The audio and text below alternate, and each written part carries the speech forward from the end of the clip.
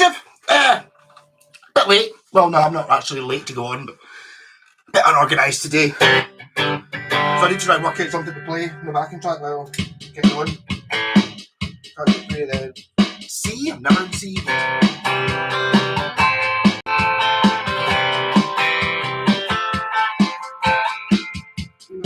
Let's get me going.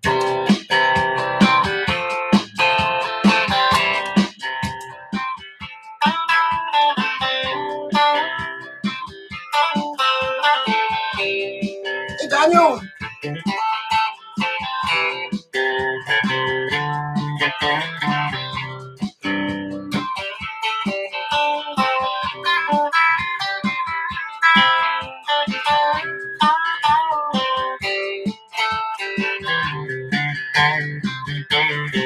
Hey, Craig.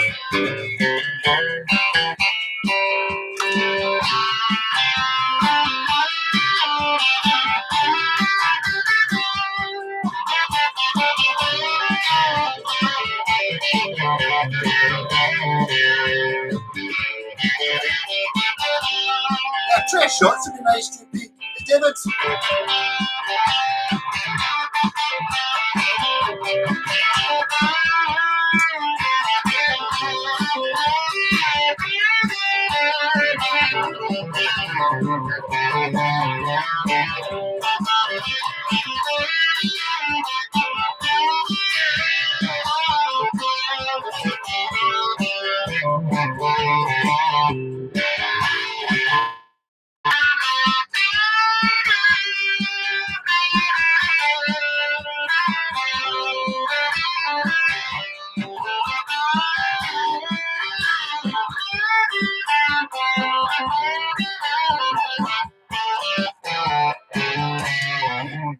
I'm getting wee bits of Mick Taylor in there. I suppose just drinky time. Yeah, so times are hard. I don't even have a full bottle of Bucky. I know I haven't already drank the neck of this. Well, I have, but I drank it I had it last week anyway. So it's a wee cold. I'll give it a shake and I'm sure it'll be fine. Just 2 seconds.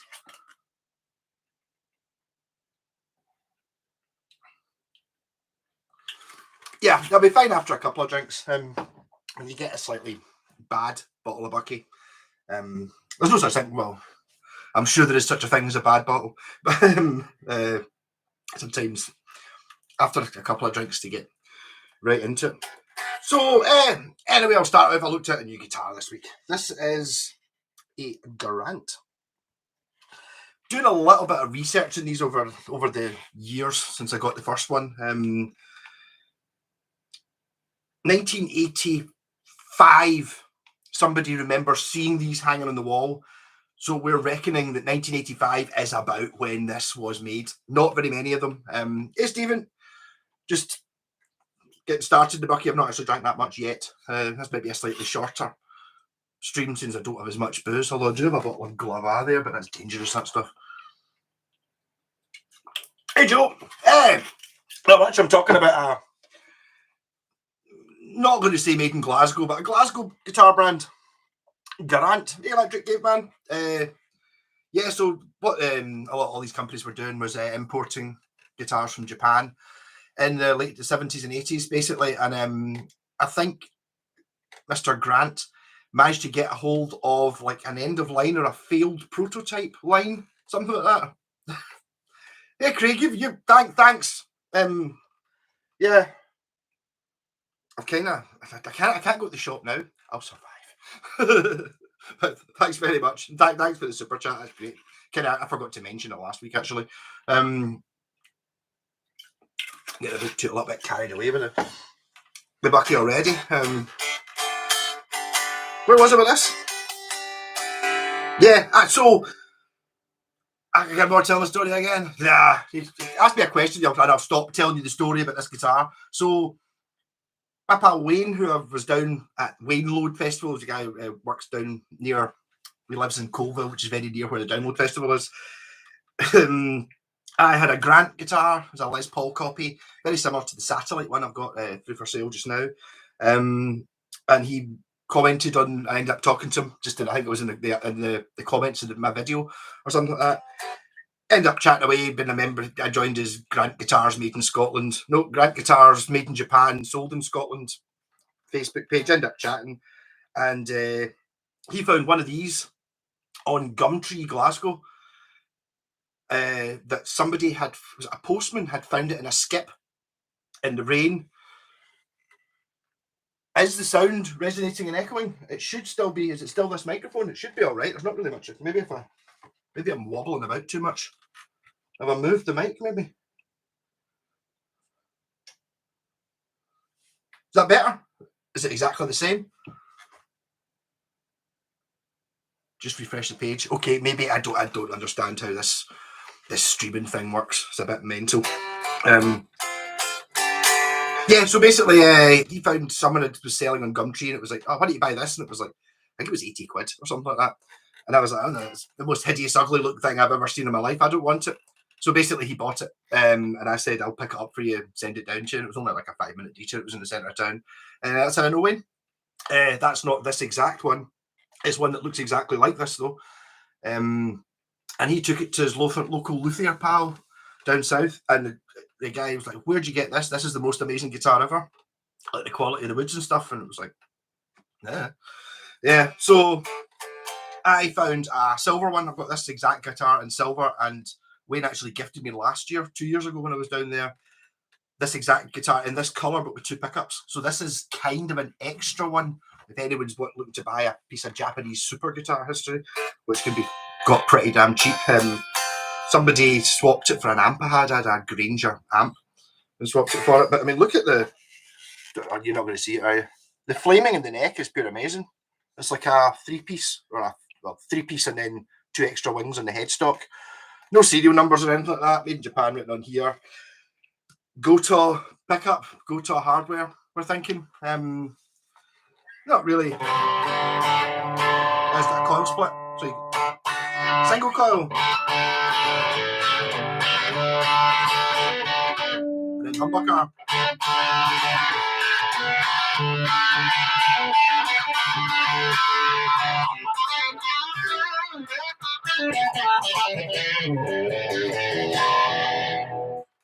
So it's slap and sniff. So a wee bit of interaction then. Is this ugly or not? Because I originally thought it was the most hideous thing I've ever seen. I've since kind of got used to it a little bit. It looks much more normal with the 2 pickup version. But Minger or Winner, is that the word? I can't remember exactly how it went through. It's got a really nice neck on it. I should really be using this. I think I've actually swapped this with my pal Ronnie before. What's the scale? I'm assuming it's Gibson scale. Or it might be Strat scale because it's got a Strat trem.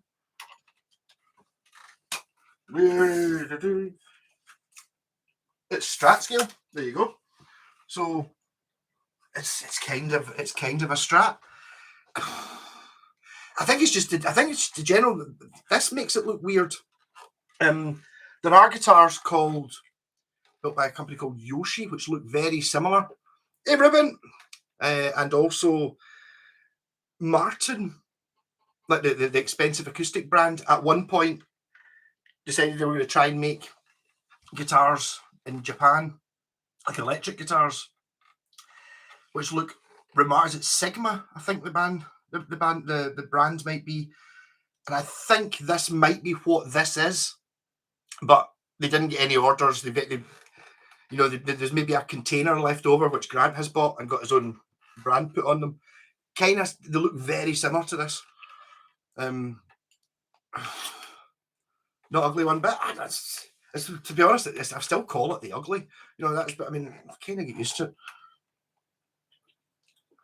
Aria horns. Well, I wonder where it's made. No, I very much see the RS series actually. Now that you point it out, not quite. That's a wee bit newer than the RS series. There's one that's definitely got a very.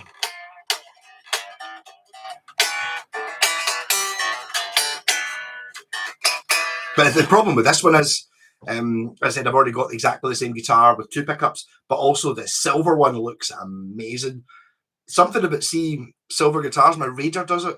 I've not really noticed the Mikey Way doing it. I'm just not going running through my silver guitars, but it's like, because it's silver, it reflects whatever light the room is. So if it's daylight, it looks kind of blue silver, and if it's like the sun's setting, it goes real gold. Sometimes it looks green. It really changes total color depending on where you are and what time of day it is and what kind of lights you've got and stuff like that, which is fantastic. There should be more silver guitars, although they might not be good for stage, I suppose.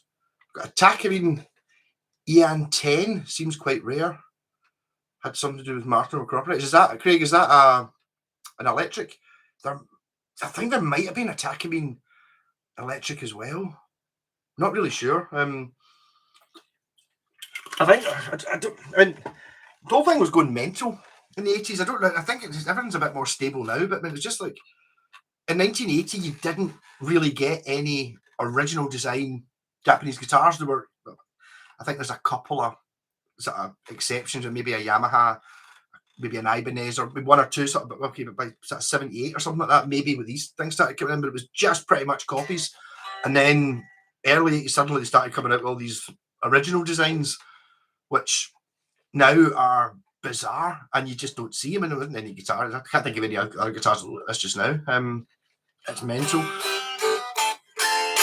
Electric acoustic, Delamitri and Oasis used them. Yeah, I don't know. Takamine, I do remember my pal Richie had a rosewood Takamine, or a mahogany one, which looked, every time I saw it, it looked like it was backwards because it was the same colour on the front as my acoustic was on the back, you know, the sort of mahogany colour. I don't know enough about Delamitri. They did have one song I really liked, but I can never remember what it was like. Like, it's based on a single pickup Les Paul Jr. type theme, but with a Fender bias. Yeah. I really don't know what they were doing. It's almost like an offset as well. It's not round. It's kind of like, you know, like maybe a jazz bass or a Mustang or something, or a Jazzmaster, kind of like that. It's a Strat trem. This doesn't have a tremolo arm in it just now, but yeah, it's kind of weird. There's something strange about having the 3-a-side headstock and a Strat scale. Well, that one there, I suppose, has that as well. But so 80s was the single pickup.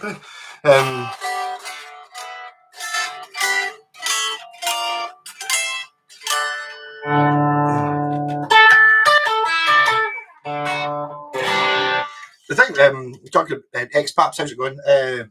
Delamitri, I remember when I went to see the Stones, which was my first ever proper gig. On the Voodoo Lounge tour, Delamitri had a single out, and they supported the Stones on, what was it, the other gig? Was it Sheffield? That my other pals went to the week before me. I saw them in Wembley in London, and they got Delamitri as a support, and we got the Black Crowes. Actually, for ages, the Black Crowes were the band I'd seen most often. Bizarre, it's like 5 times or something, because they supported a couple of times and then they just happened to tour. Amazing. Nothing ever happens. They're Scottish. I thought I should. I think, to be honest, I'm pretty sure I've been in bands with people whose dad was in Delamitri, or who knew somebody that was in it. In fact, I actually think Michael, the drummer from one of the first sort of band that was getting from the first proper band I was in, I'm pretty sure that he was in one of the bands with the singer of Delamitri before they became Delamitri, I think. But I don't know what. I got the impression it was more of a sort of, maybe when they were at school sort of thing, and it lasted, you know, a few months in one gig type affair. Didn't really talk about it much. Don't remember. Takamine is a mountain in Japan. I think I knew that. I don't know, but I think Takamine, have they cheapened themselves recently? I'm pretty sure I saw some Takaminis and they were not expensive, which kind of, maybe they're just not worth that much money now. But I'm sure it was like acoustics, and it was like 150 quid, and it was like, I'm pretty sure you can't get a Takamine acoustic for 150 quid. I looked on eBay and there was lots of them, so it's like, I think maybe they've got like a cheaper version that they've just brought out. Hey Jeff, you can have to retract your messages. I should look up Delamitri, though, I suppose there's no excuse now. I've got YouTube, you just type in Delamitri greatest hits and up it'll come. I do remember there being a song, but as I said, when I was seeing him when I went to see the Stones, where he was in a baby's pram, that was quite catchy. He was kind of like, I can't remember. It was unpretentious pop music that somebody put there. It was great. But it's find a deep fried Mars bar.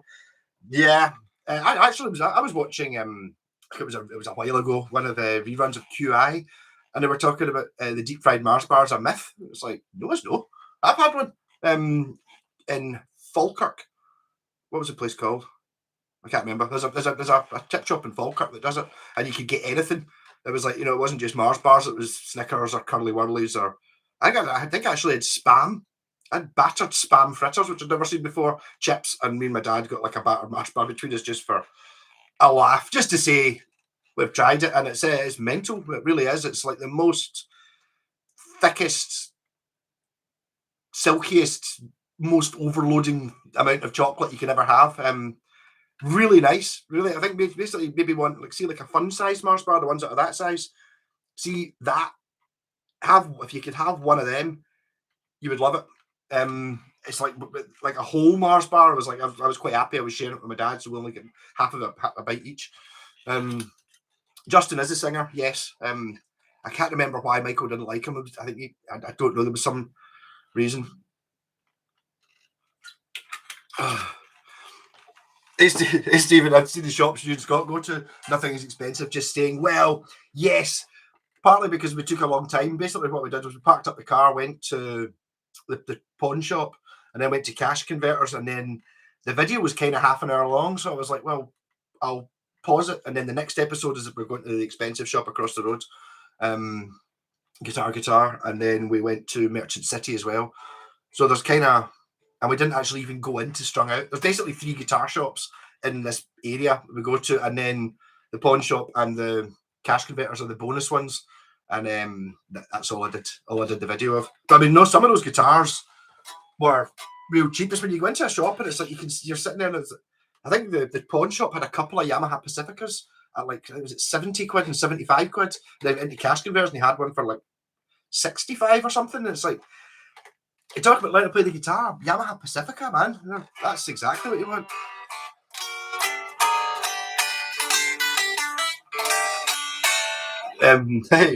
Hey Jeff, back from our wee visit to Arbroath Music Festival. Lots of good bands, but the wife got COVID, so we're doing the isolating thing. Damn it. I take it you'll have it as well then, I suppose. I don't know. I've actually got tests there I should actually use. Actually, I was at my first gig last night, and the reason I kind of don't want to remember is I can't remember what the band were called. Their last album was called The Quatermass 7 or something like that, but it was just 2 guys' names. It wasn't a band name. It was dead difficult. Even see if I'd read it off the poster and then came here and played the guitar for 1 minute, I couldn't remember what it was. They were good though. Pawn shop. I think it used to be a pawn shop.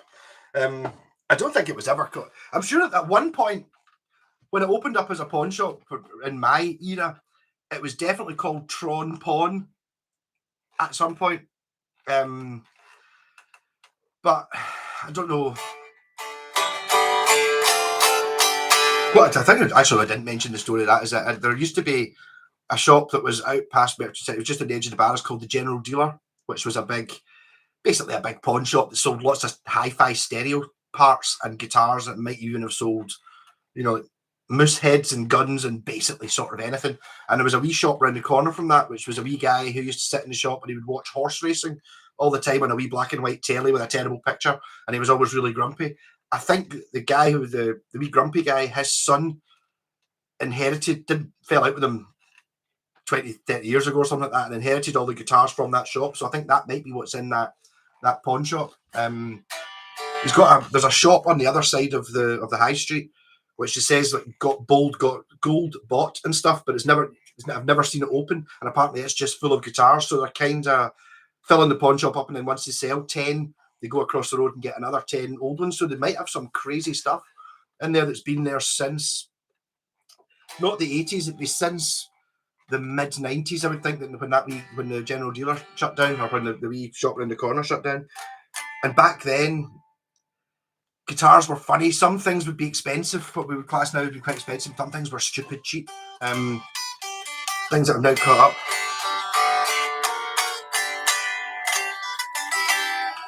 Hey, but Yamaha Pacifica prices going up. Something like the Secret. Well, I thought so, but I mean, in Scotland town, and there was 3 Yamaha Pacificas you can get in on the High Street Tron Theatre area of Glasgow. You could get 3 of them and for what, 200 quid for the 3 of them. So I don't know.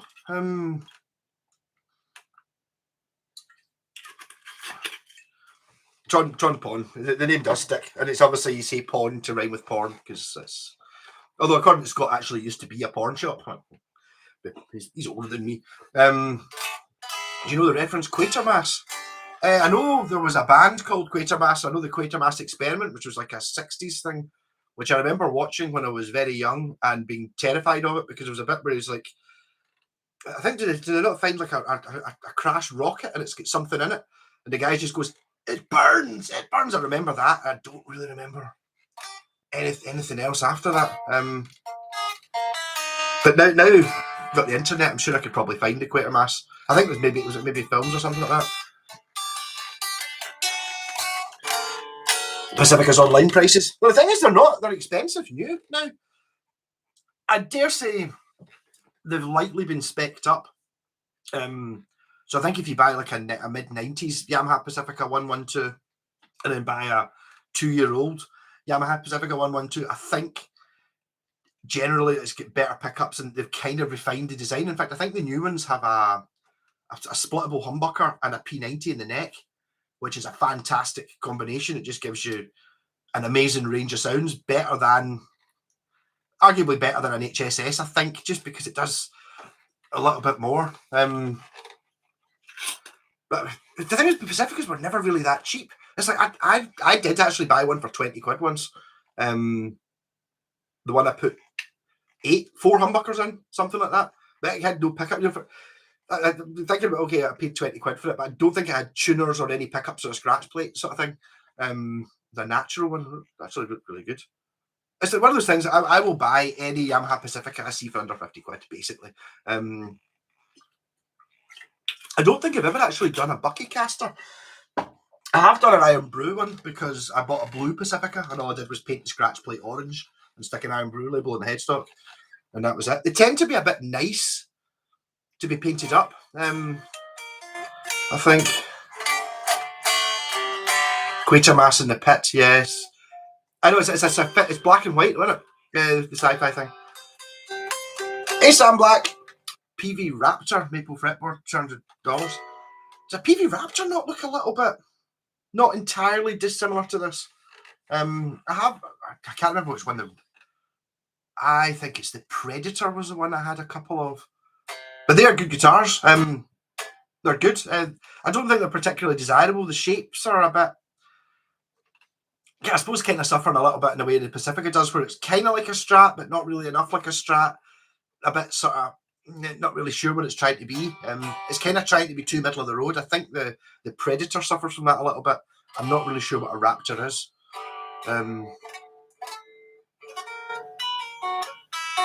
My friend's like said. He thought the thing said warehouse. That's the old joke with hear about the dyslexic pimp bought a warehouse. Yeah. I feel I've missed a bit of that joke there, but very good. Raptor Strat shape. I'm pretty sure the Predator I had was, or maybe it wasn't quite Strat shape. It's hard to remember. I tried dip painting it my first ever attempt and it went horrendously wrong and it ended up looking like an oil painting or something. So I just couldn't, or someone had been sick on it, so I just called it the Puke Caster. I actually sold it to my pal up the road.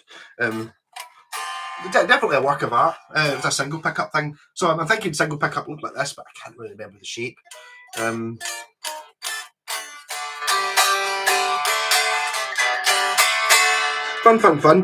So do you want to see what I'm going to... just 2 seconds. I found this the other day that I'd forgotten I had.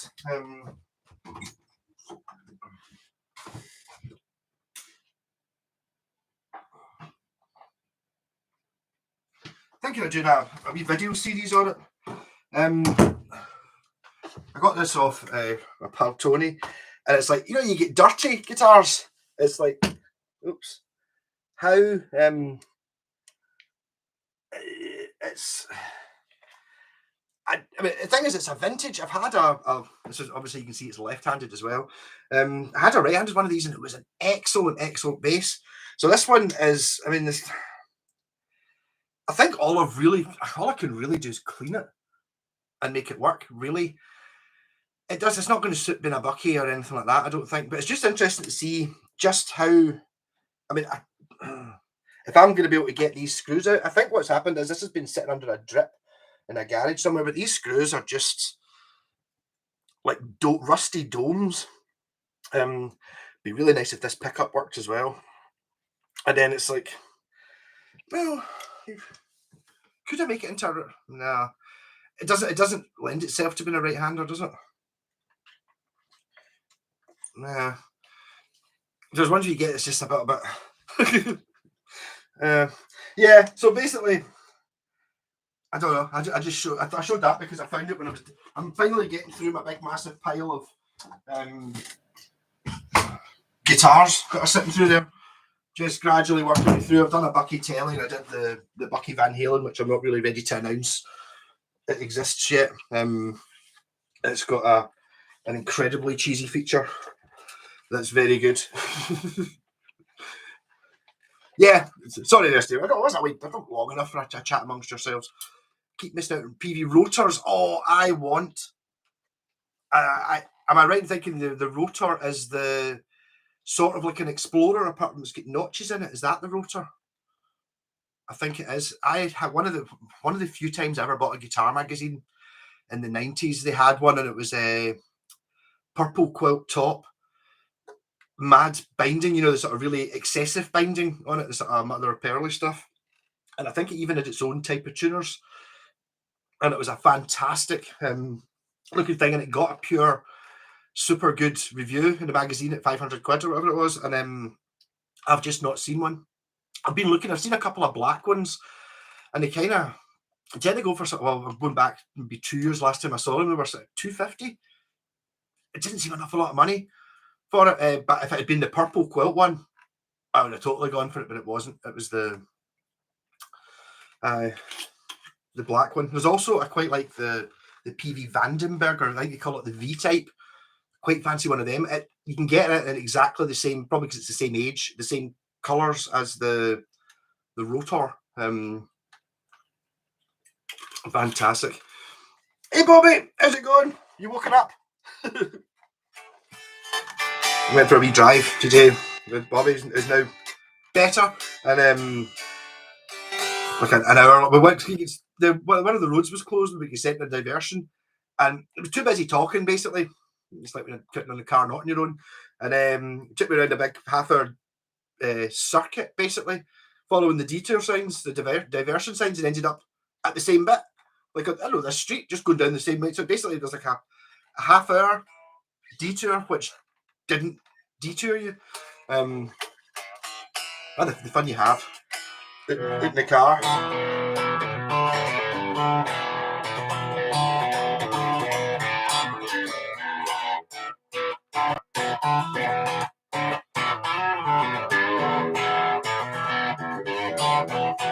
So if anyone's looking for an entry-level Japanese guitar and can handle the look of this thing, they're awesome. But it's one I don't think I've ever actually put it up for sale, just because I kind of want it to go to someone who's going to know what it is. I mean, it is like quality-wise, it is squeaking because I've got the reason the straps on it's because I swapped it with my pal. It really is amazing. This can go into another guitar goes into the list to go in and try and with a band, which is just becomes difficult when you've got so many guitars going into a band. It's like I don't really have one that's my specific guitar. I've been taking in the Ibanez Blazer just because I think it looks cool. So maybe for a gig, it's the best looking one because it looks a bit mad and it glows in the dark. But all the other ones, I want to try them all out. I've not a chance yet to actually decide which is mine, which is my guitar. Hey, Taylor Made Music.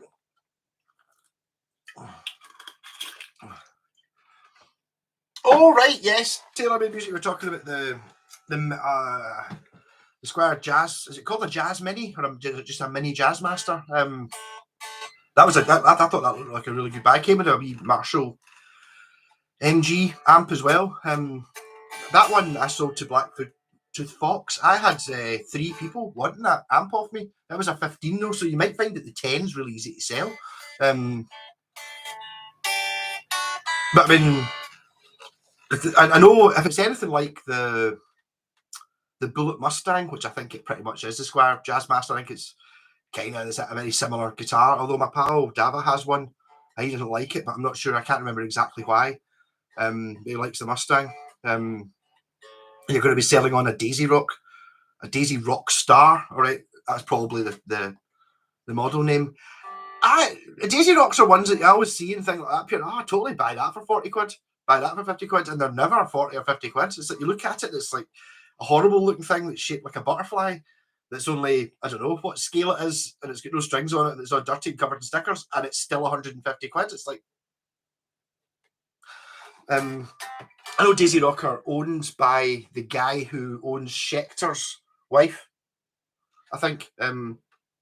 So they're basically Schecter Diamond Series, but in these crazy designs. I think the problem with making a girly guitar is you're really only going to appeal to girls with it, and half girls aren't going to want a girly guitar. It's the same with like the pink. Maybe not so much I don't know. That one I put 105s in, 105 sounds in. Was like was pink with a white scratch plate, which I suppose kind of looked a bit 50s, but when it's just a little bit too pink, it's like one of those things that's like, yeah, well, the only person who's going to want a Barbie pink guitar is a girl, and half girls aren't going to want a Barbie pink guitar. They're just going to want a normal guitar. So it's kind of like a really small target audience you've got for selling to, customer base, Evie. Check cash converters online. A black rotor ago. I don't know, just cash converters on. I suppose there will be. The thing is, I can't even remember. Is it actually a cash converter? The one me and Scott went into? That was my favourite shop. Well, that was my favourite of the cash converter shops, because for some reason it seemed to always have more guitars. Maybe I don't imagine they get shuffled between the shops. You know, if one of the shops up further uptown got it, they went, well, we've got a guitar. Let's put it into the shop that's down opposite Guitar, which is the obvious place to put these things, where it's like you go into Guitar and you look at the guitars and you find the cheapest one you can find is the wee Squire Mini at 130 quid or something, and then you go into cash converters and they've got Yamaha Pacificas.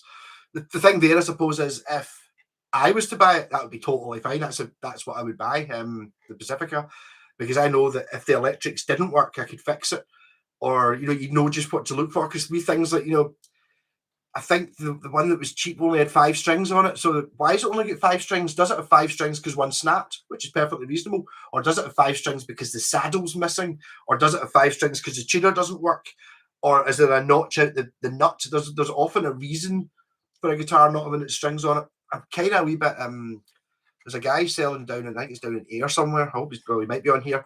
If he is, then hello, advice. He's selling it's an HHH sort of Ibanez RG looking body and an Ibanez RG, like just a kit guitar neck and all the parts to make a guitar. And it's just, you sit looking at it and it's like, why is it not in one piece? And the reason it's not in one piece is because, in my thinking, is looking at it going, the neck doesn't fit.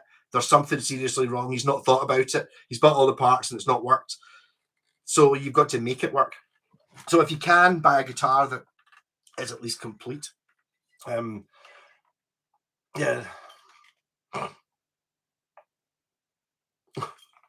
Craig, that BC Rich was a refund. Didn't notice from the pic that it was a left-handed one turned over and restrung. Oops. Fair enough, I suppose. I think I don't know. Is a left-handed one? See, again, is a left-handed guitar a good idea? I know that if you're a left-handed guitarist, you're always going to be struggling a bit, and you're going to be limited to what you can buy, and they're going to tend to be expensive. But if you're trying to sell a guitar, I don't know what percentage of the guitar playing community is left-handed, But I think a lot of people who are left-handed learn to play on a right-handed guitar anyway, or they learn to play on a right-handed guitar upside down. So I don't know what percentage, maybe half of all the left-handed guitarists actually play a left-handed guitar. So you're really cutting it down to how many people you can sell it to. And that's what I'm thinking with that vintage one. It's like it might have to be an eBay job rather than a local one, just to try and get it round there to more people. Oh, I've got behind again. Good stuff. Hold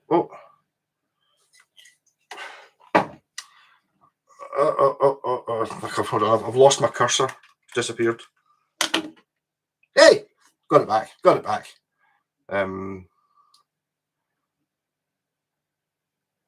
I would like a Flying V.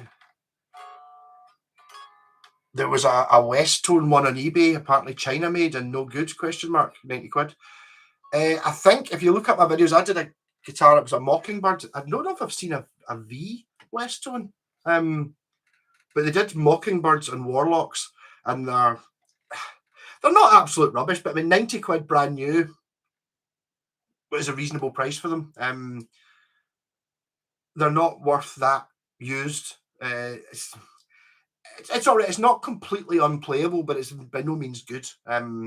I've tried a couple of them. It's even got the same logo as the proper West Tone, but the company just went under, you know, in the 80s or the 90s or something like that, and it's been bought by somebody who's putting it onto whatever guitars they can find. There seems to be BC Ritchie ones. Have I got a V? I do. I've got an Arbiter V, which is a Matsumoku Japan made one in the early 70s. It's actually exactly the same guitar that James Hetfield played in Metallica. He's got a white Gibson Flying V, which wasn't a Gibson. It was an Electra, which was just an American brand that bought guitars from Matsumoku. Mine's an Arbiter, which is a British shop.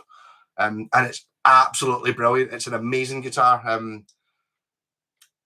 I've got a thing about the Flying Vs having to have a sort of V-shaped headstock. If it's got a 6-a-side headstock, I can't do it. Otherwise, I would have bought the Aria. You get Aria ZZ or XX, they're called, which is like a slightly pointy V. Actually, if you're looking for a V and you've got a little bit of cash, there's an amazing looking one on eBay just now, a Yamaha one, and it looks brilliant, and it's been on for ages, and I think it's a buy it now for $249 or $299 for a Japanese 1986 Flying V, and it looks fantastic. It does have 6 tuners on the side, which I said I don't like, but the headstock's the right shape somehow. It's a kind of pointy V-shaped headstock, but it does have the 6 tuners on the one side. It's a wee bit more expensive, though. It's not a 90 quidder. Hey, Blacktooth, sleeping? Yeah. Well, I don't think it's not going to be as long a video tonight because I'm quite tired, and I've been tanning my bucky, but I only had 2/3 of a bottle anyway, so I'm not sure how it's going on.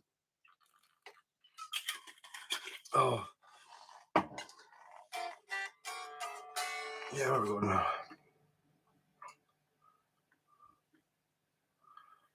But have you ever watched that metal show? Don't think so. It sounds very familiar though. Like I should have watched it. Hey Roxy, how's it going? Oh, sorry, I've got a wee mind. I can't help but notice when you're riddling between comments, you frequently seem to play the opening bars of Faith Healer. Is that subconscious or deliberate? It's subconscious because I know the song Faith Healer. If you put it on the radio, I would be able to tell you what it is, but I couldn't hum you the riff. So it's very possible I have been doing it. I do know that Zal Clemenson, I did a video with Scott last week where he was we're playing his Hello Kitty guitars. He's swapped, or he's in the process of doing a deal with those two Hello Kitty guitars to swap for a Yamaha SG that was played in the Sensational Alex Harvey band by Zal Clemenson. Also, Zal Clemenson has seen the Buckycasters because he knows Tony in the Blitzkrieg shop, and apparently said, "Ha, that's hilarious." So, seal of approval from Bonafide Rockstar with the Buckycasters. Left-handed but play right-handed. See, that's the way around it. It seems like, I suppose if you're going to start from the very start, if it's possible, then it just makes so much more sense. If you're going around to someone's house and you don't have to take your guitar with you all the time. I don't know. But I think if you've already started playing one way, Even if it's only been a couple of weeks, you're never going to unlearn it. Fasley X-Paps. I had a Fasley Telecaster. Was it a thin line Telecaster? I don't think it was a thin line, but it was like a bound top telly. And I bought it for something like 40 quid. And I thought, I can't believe you can get like quite a nice looking Telecaster for 40 quid. It was really good. And I got it up the road, looked it up, and they weren't expensive new.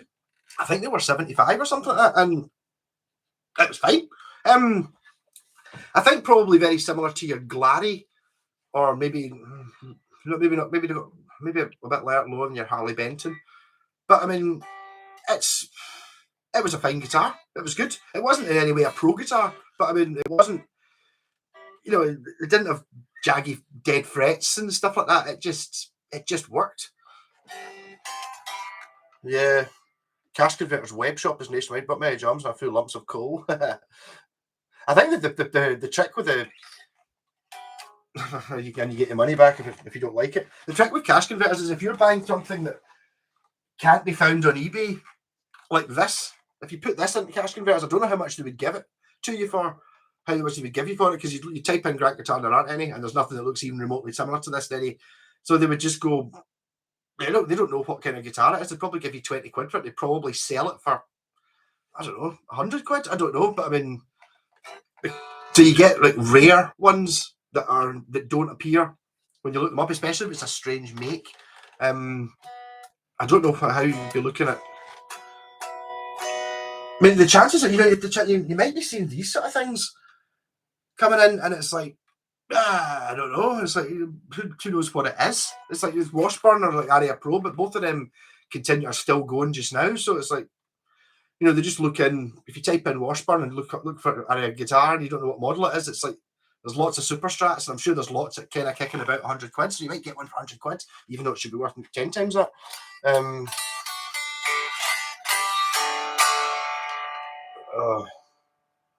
Tempted to get a Glary telly for £60 to see what a £60 guitar is like.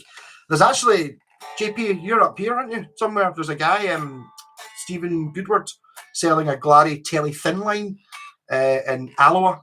He's selling about 5 or 6 guitars. A few of them are 50 quid, and a couple of them are like 100 quid. He's got like, they're all well priced. Nobody seems to be buying them. One of them is a Glary thin line telly for 50 quid. It's dark blue burst. So you could see what a £60 guitar is like by buying one for 50 quid. Although I'd imagine the thin line's probably not the £60 one. It'd probably be, I don't know, a wee bit more because it's a thin line.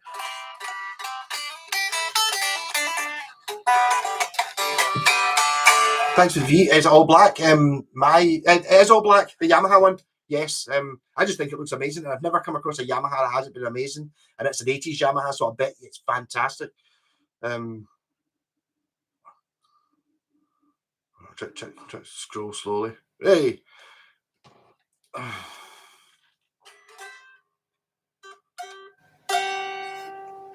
That's what we're talking about.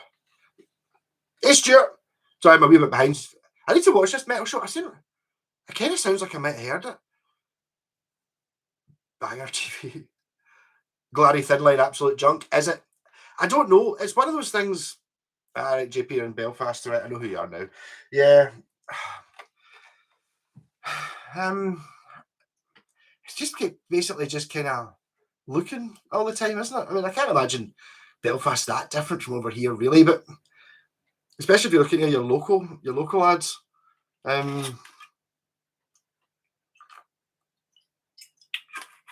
Got a Fasley telly too. It looks really smart, like exotic wood. Smart, yes. I think the one I had was a bit like that as well. There'll obviously be some sort of veneer.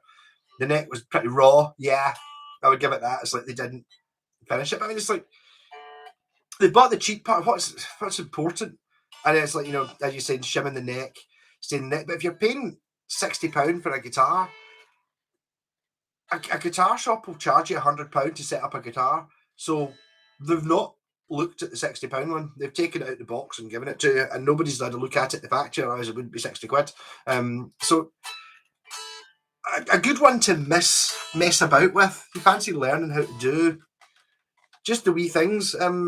The problem with a guitar like that is though it's never going to be pure amazing. You know, like a sub £100 brand new guitar, no matter how well you set it up, it's never going to be brilliant. Whereas you can pick up a guitar, you know, like an old Aria or a Washburn or a Squire or something, and there's a chance that you will be able to make it play really good. Like the bit where people, you know, to the point where you give people a shot and they go, "Oh, this is really good. It's a Squire, no way."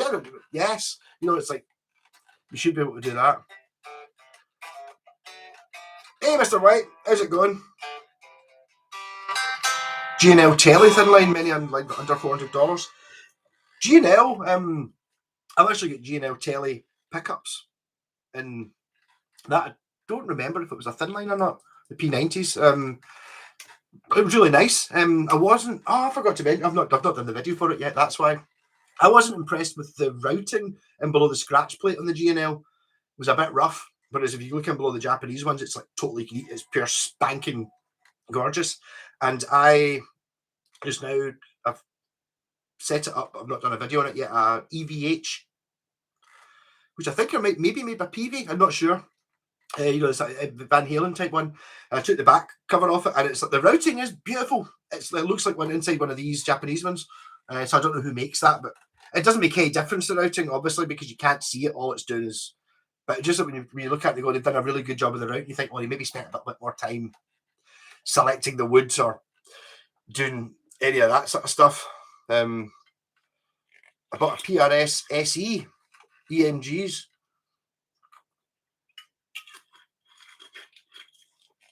SE EMG coil splits. I really like it. Are the PRS just copied like all the other ones, or are PRS better? I don't really understand the question. EMG's coil splits, I really like it. Are the PRS just copied? I don't know. I don't understand the question. Ask that one again. It's like, just finished playing Stairway to Heaven. Yes, I did. I was loving it. I was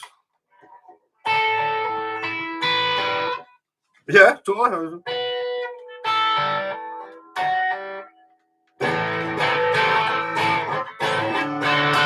Imagine failing to play the intro to Stairway. I wouldn't have been able to get chucked out of a guitar shop quite easily. With that one. A Wenge Babinga looked at. Yeah, I think I missed that. Oh, yeah. X Factor. The. Yeah. Lol. A Wenge Babinga.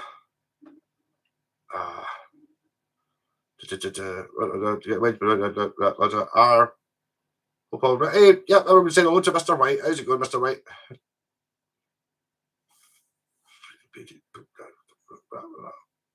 How's the Hondo? Oh, you're going to paint the Hondo? That Hondo looked pretty good.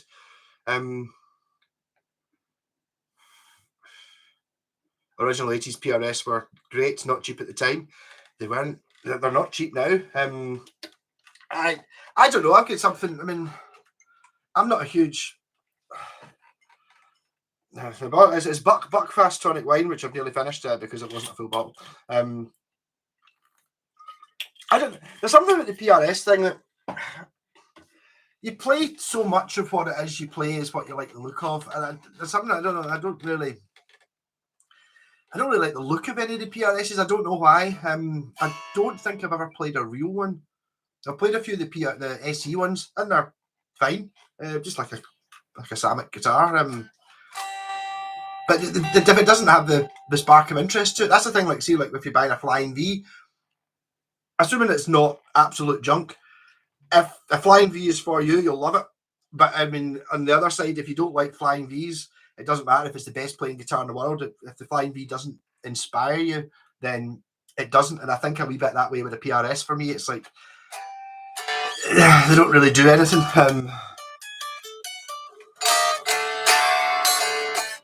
I've already talked about this. This is a grant. Yeah, if you're looking for a Japanese guitar, I might be able to do a wee bit of a trade or a sell with this one. Fucking amazing. But I've already talked about it at the start, so if you skip back to the start, I'd like to later. I don't just now. Don't want to miss your company just now.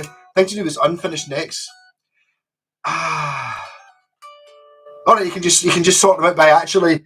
Because the thing is that you've got to look at it as well. If you're buying a guitar for £100, the shops bought it for 50, so it's come out the factory for 20 or something like that. So you can see why they wanted to try and try and shave it down to being 20 quid. They didn't bother somebody just giving it a bit of a sandpaper.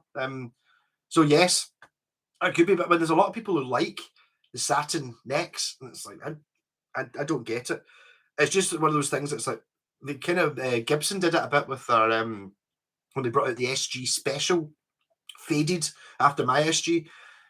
It's like, oh, it's the special edition faded model where it's got very, very thin finish on it to let it breathe. It just so happens as well that putting a very, very thin finish on it's much, much cheaper than actually putting the plastic coating on it. So it's like a win-win. So they'll extol the virtues of the fact that it's pure great, that it's got a satin neck, brilliant, let the wood breathe and stuff, when actually it's just because they didn't have to put varnish on it, so they saved 50 pence on every one.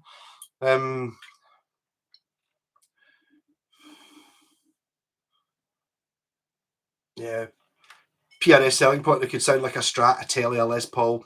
I know what you're saying, but they weren't first at it. Because BC Rich, the Mockingbird, that was its thing, because it had all the phase switches and the coil splits and stuff there, was meant to mock any other guitar that could do it. And even I don't have one on the wall just now, but the Washburn Wing series, like the Falcon and the Eagle and stuff, they were, 1978, 79 they came out. And you've got your double cut Les Paul with coil split super distortions, a 25-inch scale, which is halfway between. So they were already very much doing, and the same with most Westones as well. Most Westones have wiring to be either by the Thunder, which is a sort of Gibson-y type affair, two humbuckers, but it also does coil splitting. So you get Fendery sounds, or you buy the Concord, which is Fender scale, got Fender pickups, but it'll have some, maybe an HSH or two, it'll do the both things. So it was kind of a thing, and then for some reason now nobody seems to really do that very much anymore. Not enough a lot's happened with guitar technology in the since the 80s.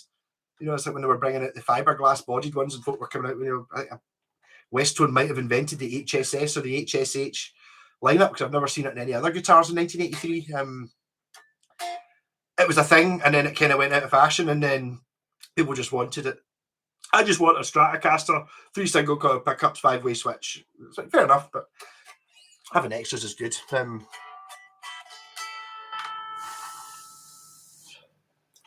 They just copied as made in Japan, China. Oh, Japan is a different thing. Japan's actually probably the best place to get a guitar made.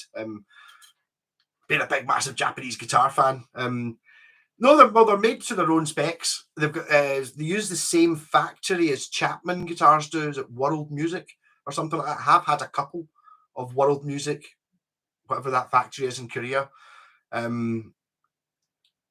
they're meant to be. Some of them are meant to be good. There's one of them. I don't know if you've ever seen Scott Grove on YouTube. I don't know if he's still doing videos. He was very opinionated. He would say things. I think he got an awful lot of abuse. I get a fair amount of abuse, but not that much, because I'm not as opinionated as he was. But he was like, is it a Mira? There's one, I think it might have had 3 single coils in it. Kind of looks a wee bit like a Les Paul Junior, and he said it was like the best guitar he could buy, and it's miles better than the actual PRS version. I can't remember exactly what that was.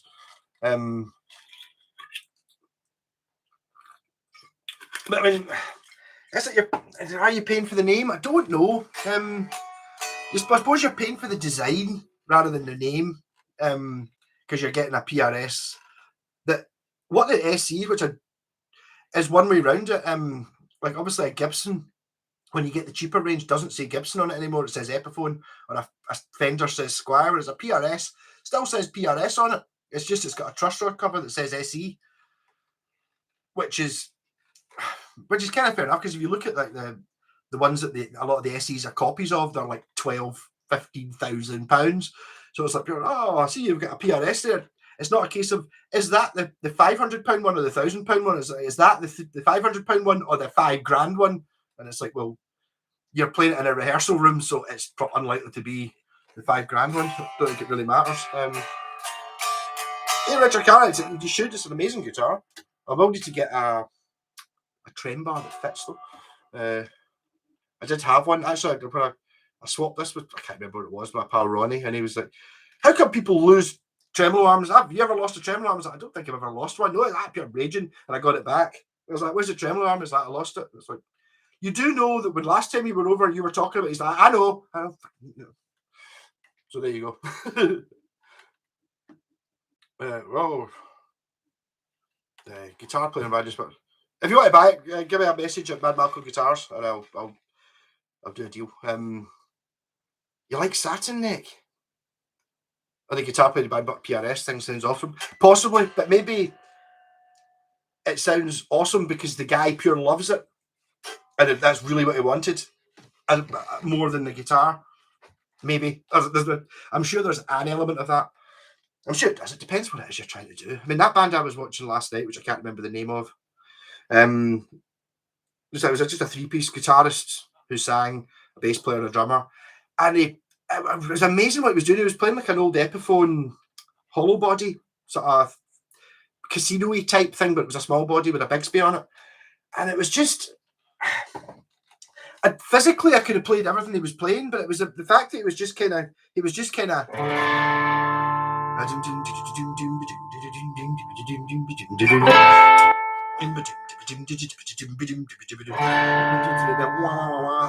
like that sort of tempo, which is really I don't know how to do, but that was kind of all it was, and just the ability. And he was like, he was using an expensive amp, or like it was an old Fender amp, and it was just the kind of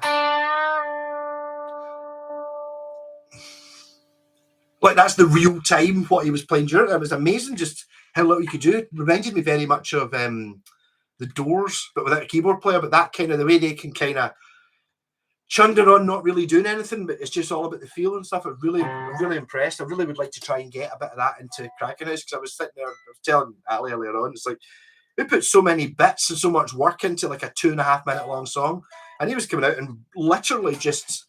I think the song would only had one bit or maybe 2 bits, and it was 10 minutes long, and it was just.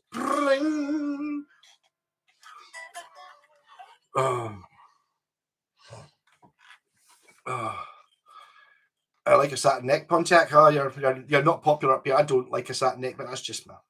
Satin's not bad. What I don't like people who see when people sand off the finish.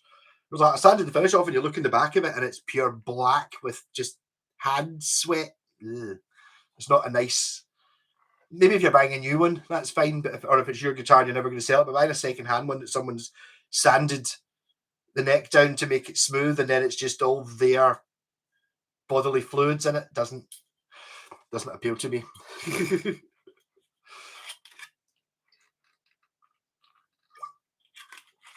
Why would you own one when you could have 3? You're talking about lots of guitars. Yes, I don't know. There is a point where if you only had one guitar, I mean, I keep thinking about it. If I could feasibly sell all my guitars, and I'd buy like a couple of really expensive ones. Like I could buy like a 60s Telly or something like that. If I sold all the guitars, and it's just like I would rather have 10 other guitars than have 1, 2, 3 grand one. I think. Maybe, I don't know, maybe I would spend a bit more time actually learning how the amp works, because I've only got, a couple of knobs, rather than having, play this guitar for nearly half an hour now. Move on to another one. Maybe if I was stuck with one, it would make a bit of a difference. Guitars with onboard modelling. Oh, I need to work it. Can I use that? No, I can't. Damn it. Oh. Guitars onboard modelling is the only recent change with guitars. I know what you mean. Yeah. Yeah. I suppose I suppose the first one would be your Variacs, which I've actually got one through there. It's a bit extreme, but I know what you mean. Yeah. Scott Grove is cool. I like his vids. Don't watch Scott Grove's live vids with his band. Frightening and traumatic. Can't unsee that. Okay, I won't. I don't know why it would be traumatic. I've got a vintage LP Sunburst. I've knocked it around everywhere. Not a mark of a black LP studio. Touched it, and there's 600 quid being the cost of the two. Is that could be the vintage, could be poly finish, which is basically what all the Japanese guitars I buy is. Apart from that one, which is I don't know what it's got. But yeah, but it's been designed to be to age better. So it's like, the thing is, when you put like a big thick poly finish on it, something like this, if you give it a polish, it just looks brand spanking new. Which is nice. Whereas I'm not really sure how you clean the few guitars I do have that are nitro, a couple of the Schecters and the Gibson. It's like, I don't really know how you're meant to make it shiny, because you wipe it with a cloth and it kind of goes a bit shiny, and then you wipe it and then it goes matte again, and then it goes shiny. I don't know. You always feel that you kind of don't want to touch it with anything in case it absorbs it, goes sticky, and all these things. Because I mean, no matter how much people thought, oh, this is a fantastic guitar, the Gibson Les Paul 58 or whatever it is, I don't think they thought anyone would really want it in 50 years' time, or 60 years' time. I don't think that was really thought of. I mean, rock and roll was just a thing that was only going to, in the 50s, it's like rock and roll. All right, that's cool. What's next? And then it's like the Beatlesy stuff, and it's like, all right, rock and roll's still here, right? Okay, well. So I had to give the Beatles a couple of years, and then we'll go on to the next thing. We never really did. We just kind of kept going. Rock kept getting more popular. So I don't know when these things were they even really caring. Was it like, if you buy that, we'll make this guitar and it won't last. It's only going to last 10 years. It's like, well, 10 years time, that's way down the line. I'm not going to have to pay the refunds on it or anything like that. So I don't know.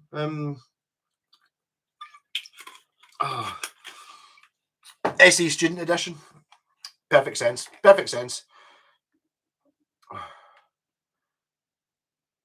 frightened with some of his Vince Pontiac. Aye, people get a wee bit. I need to watch some more Scott Grove. I don't know if I must have subscribed to him. I don't get any notices from it. He likes. I mean, the thing is, he's quite opinionated and stuff. But he says at the start, it's like, I like the Strat layout. It's all my favourite guitars. I've got 3 single coil pickups. So he doesn't like really guitars with humbuckers, and it's like, well, I don't agree with that. I like guitar, but he says that at the start. So who cares if he says, "Oh, this is crap"? And it's like because it's only got 1 pickup instead of having 3. You're like, well, fair enough. His vocals fight me. I think Scott was just calling it anybody he didn't like. The thing I did find it quite embarrassing, I haven't seen him for a while, but last time he was talking about what was it? He was up here. What they always say over in England is that cock waffles. So you're a cock waffle, and it's like womble. I didn't want you to write to him and say, "Look, man, sound a bit silly saying cock waffle. It's not. It's a cock womble." But there you go. Fresher, straighter. I've actually got a fresher Les Paul. Might even be. Well, you can see now it's not, but that's a fresher. So I can't remember. Is the straighter's the Strat, isn't it? I hear they're good. I don't really know where they come from though. I'm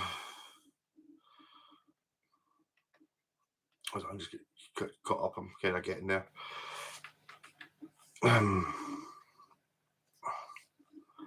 What's a chapper? Oh, sorry, I'm a wee bit behind. If anyone, you can super chat me. I've almost got a bottle of Bucky for next week. If there's something really important you want me to get to, otherwise I'm trying, but I just it's not that easy to scroll through, especially when the drink starts to flow a little bit.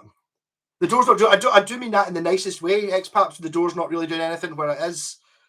It's really, really hard to play because dum dum dum dum dum dum dum dum dum.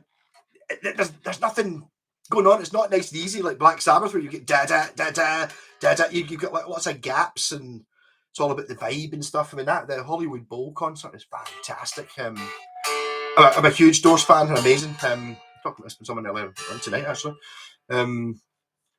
What's a chapper? Yeah, I'm not. Maybe one day I'll do a video saying Chappers is a bastard, and then I'll put it up, because I remember somebody did that, calling him out on something, and he went from like 1,000 subs to like 15,000 overnight, sort of thing. So maybe do that. I don't like to talk nastily about people unless somebody's physically done something personal to me. It's like, I don't know. I don't really like the guy, but I don't think there's anything wrong with him. He's just a bit full of himself. You just get folk like that. I don't think it means any harm, but I mean, I don't really know. I've not really looked into it for very much. I never really liked it when he was doing the Andertons videos. Really, he's a bit a bit cool, maybe. I think that's it. I always like Captain Anderton though.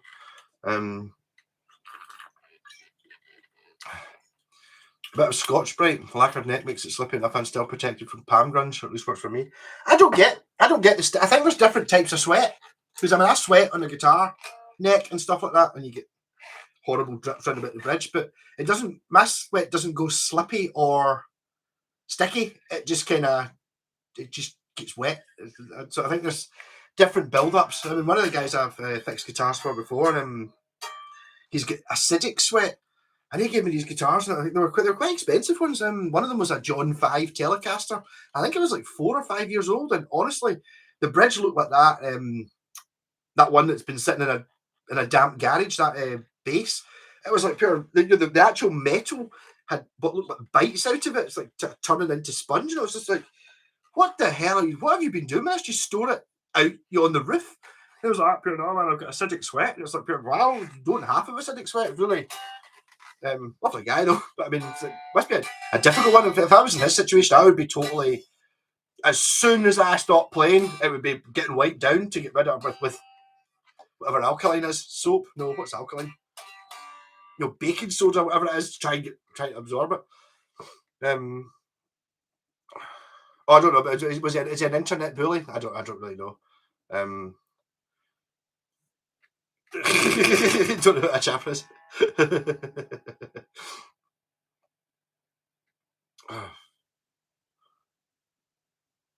Oh, Jeff, I know someone who's got that exact.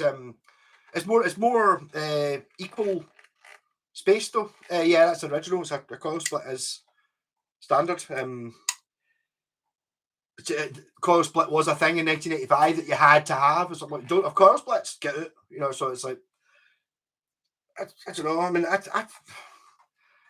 the single pickup thing I like, but I mean, the thing is, the coil split in this particular one, because it's like a go-to super distortion, it really does make quite a difference. Or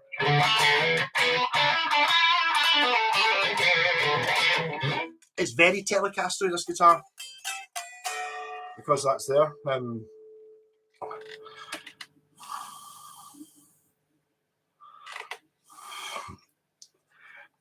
Yeah, but no.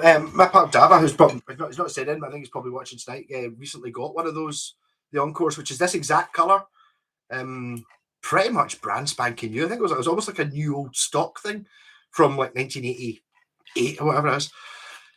Pontiac, my 77 Guild acoustic was made from wood that was aged for 10 years. That's the difference between cheapos. Yes, there's an element of that. Also, I think there was an element with the reason all the guitars I like, the Japanese ones, is those guitars had to go from Japan, like round by the South Pole, when it went to pure -50, and then up to the tropics when it went to +50, and then to America. So they had to be built like to survive that journey. You couldn't make a cheap guitar. So that's, I mean, they had problems with, as soon as they got there, Japanese guitars were terrible by the time they got to America for the early start of the 70s, because when they left the factory, they were good, and then they got them there, and it's like all over the place because of the extremes. So that's why they're pure built with the laminate necks, and they're pure stronger, and why you can pick up a Japanese guitar from 1985, which is in better condition than most of the guitars from 2015 that you see. Not because it's been super looked after, just because they just built it pure solid. And I think someone told me this before. A lot of the thing with these guitars, all these 40-year-old guitars, even though the wood is covered in poly finish and stuff, it is still aging, so it's like crystallizing and stuff inside it. So they sound better now than they did when they were new. Also, the other thing about Japan is Japan doesn't have any trees. It's only a wee island, so all the wood that they got, like all the Washburn Falcons and all that, are all made from Canadian wood. So they were buying the better wood from the best places, not using what they had locally, because you didn't really have any trees in Japan. Not guitar buildy trees.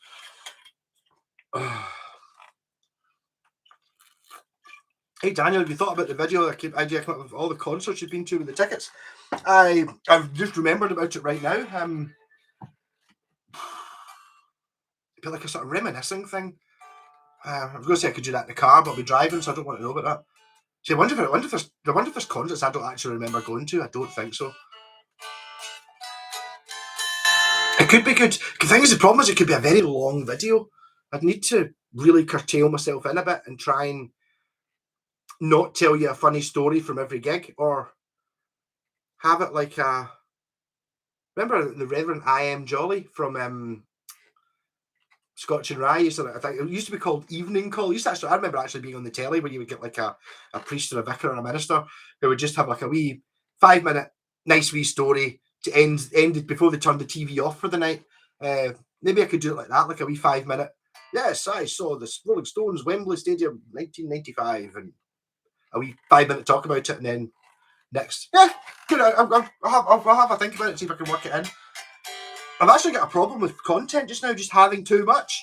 It's like I'm now putting out videos all over the place, and I've got backlogs, and I don't really know how to do it. It's like how do you choose? And also, I don't like. I'm very aware of it when if I record a video, and then once it's like 2 weeks old, it's suddenly the past. So there's ones I have to do because I've got a guitar in for fixing. So I fixed it, done a video. Next, whereas other ones I can kind of, if I do like a video on one of these guitars, and I've one of my own personal collection, and if once it's 3 weeks old, it's really I've got to do it again, don't I? It's always nice to have one or two just in case something happens, though. But yeah, Daniel, I'll give it. I'll think about it, try and even just for my own benefit, try and remember what gigs I've actually seen. I don't mess with powder coats, but the clear lacquer, and I can prefer the slippy feel. It is feel because I don't hold up playing speed. Yeah. Makes a video series talking about a couple of gigs at a time, Driven. Yeah, I think that's probably the way to do it. Just kind of try and limit it to a 10-minute video, something like that, and then that would maybe do 5 minutes talking about two. Let's just kind of wing it, see how it goes. But yes, I didn't know about Japan. I like learning stuff from Malco. Cheers, slapping stuff. Yeah, and obviously guitars, but also basses. The Japanese basses. If you can get one, look for something between 1980 and 1984, 1985, and you'll be able to pick up something like that, and you'll shit it how good they are. Build quality wise.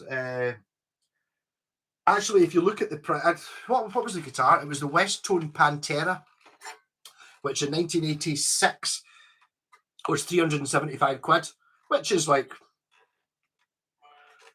But if you compare 1986 value to what it is now, it's actually 1,100 quid, and then you start going, right. So the West Tone Pantera wasn't a £350 guitar; it was a £1,000 guitar. Now it starts to make a little bit more sense, sort of thing. And the same with these sort of things.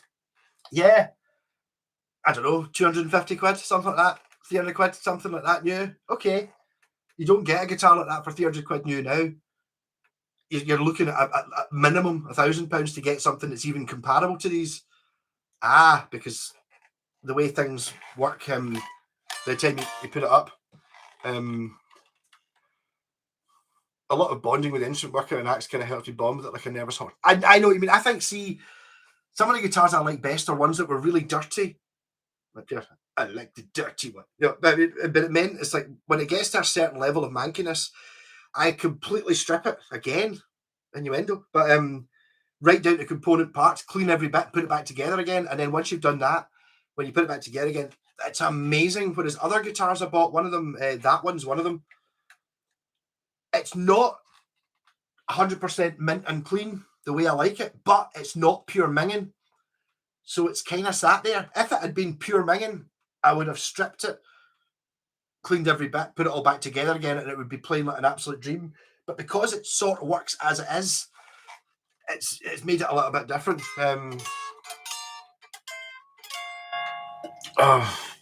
I think part of the thing, I was like talking about bonding with the guitar. Yes, it does. Some things you just get used to, and it's one of those things. It's like, see, when you hear a song several times, this is how pop music and the radio works.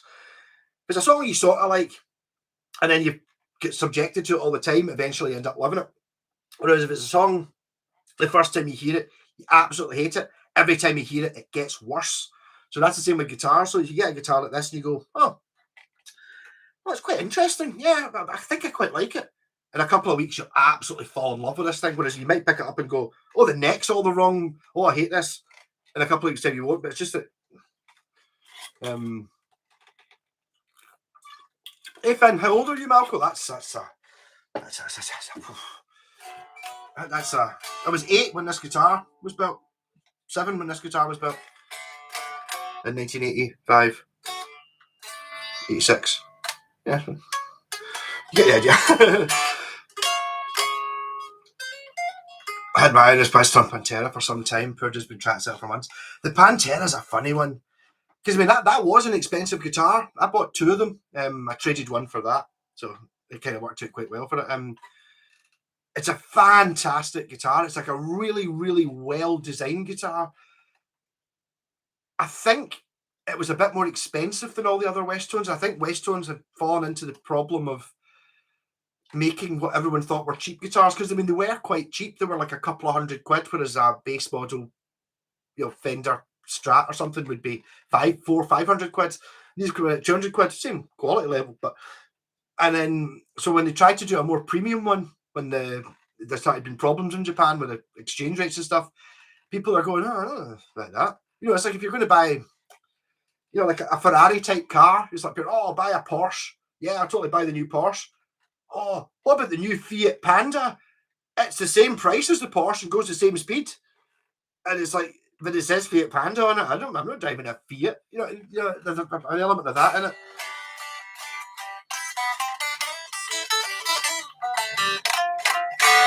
Have you seen the Westtone Pantera t-shirt? I have not, no. I take it it'd be an unofficial one. You maybe get it made up. It would have to be pink, obviously, for mine being the pink Pantera. Neon Tetrahedron. I'm sorry again, I can't remember your actual name, but Neon's a better name anyway. See, at 2.1k. I did pass the magic number about 3 weeks ago. I had a special 2000k celebration, or 2000k, 2000 sub celebration. I don't think it really made a difference. I drank a bottle of bucket to celebrate, which is fair enough. The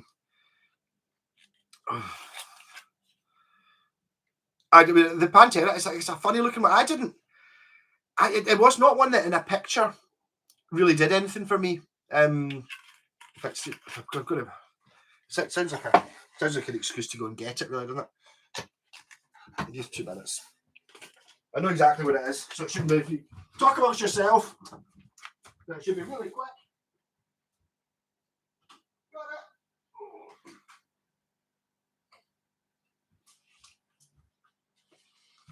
Haha.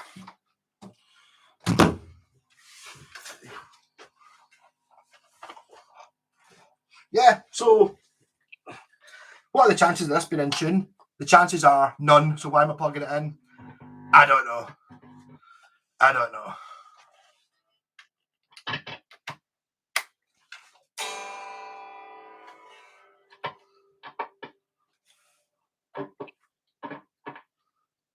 Right, we'll tell you what, we'll just look at the Pantera rather than actually listen to it.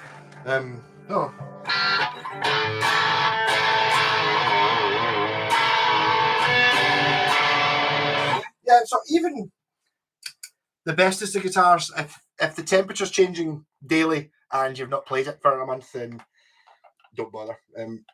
It does have a colour on it, but it's got like a. I think it's curved this way on the bottom as well as the top. It's got an amazing. It's called a Bendmaster Deluxe Floyd Rose type thing. Cool headstock. Well, this is. I gave Wayne the good one. This one's a bit cloudy, but I mean, it's basically it's the colour that really got me with this one. I still do need to clean it though, because when I cleaned up the other one, which was kind of more this colour, it was covered in horrible paint. And when I cleaned it up, my golly, did it go shiny. Whereas I think that will as well. So maybe by looking at it, I'll maybe get it working. Hey Tom, sorry, catch up there.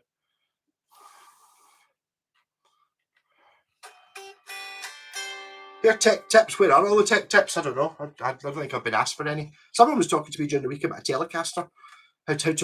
What options I had with Telecaster. I said, ask me in the live stream rather than me typing it out. But I missed it. Oh, 2112. I don't think I've got to 2112 yet, but good thinking. Yes. Have I got to 2112?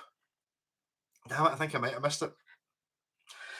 For all the Rush fans out there, I know we did actually have a bit of a Rush slagging fest a couple of weeks ago. I was on the defensive side for Rush, which I would never have thought would have happened if you told me 10 years ago.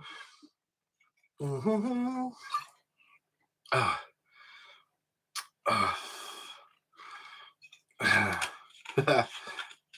The coily leads. Honestly, I found another coily lead through, and I'm really gutted I didn't put it in the box with your amp because I wanted to give you a coily lead. It would be much funnier if there was some way of me stealing you all your other leads before I gave you the coily lead, though. Coily leads pure rock, man. And the thing is, I know, see the exact feeling we're talking about when you pull it out. It's like it's going to pull the amp off the stand. No, you can pull it for 20 feet before it starts actually uncalling. Once you know that, it's fine. Though.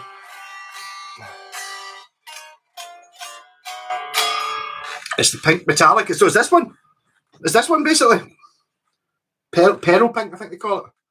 There's two versions. There's one that's got a volume control. There's one that's got a tone control as well. The other one I think it's called an X300 or something like that. I don't think it's me. I think this one might be getting sold eventually. I don't know, because it's pink. It kind of makes me think it's interesting. It's a funny one.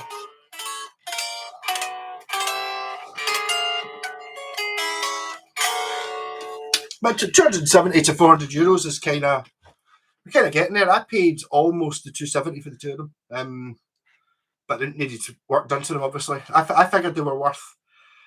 Well, they originally they all came with a hard case. I just found out they were £375 in 1986. So that's like, if you could time it up, you have to defend Rush. I don't have to, but yes, I mean, I never understood them, and I don't understand how people liked them, and blah blah blah blah. I always kind of liked a bit of 2112 at the start. I used to put it on me. My pals used to put it on and laugh at it because you never knew it was humming next. Pure ding ding ding ding ding ding ding ding ding diddle diddle diddle diddle ding diddle ding 1 2 3 4 1 2 1 2 3 4 5 6 1 2 3. But that element of it, that did work. And I got a shot of hemispheres, and actually it made sense to me. Wizard creeps. The wizard creeps. Because then it could be, you are the wizard creeps, or it's just saying the wizard creeps. I was actually talking to Bobby the drummer earlier on. Apparently the wizard, the Black Sabbath song's all about a drug dealer. Which I'm pretty sure it's about Gandalf, but there you go. Picked up a Kane LP. Australian brand, I don't know. If you're in Australia, was it Maton? I think that's the brand from Australia. I don't know how much it's expensive. You just left it, Mankey. There's different. Let's try Coily for a band name. Coily Lead.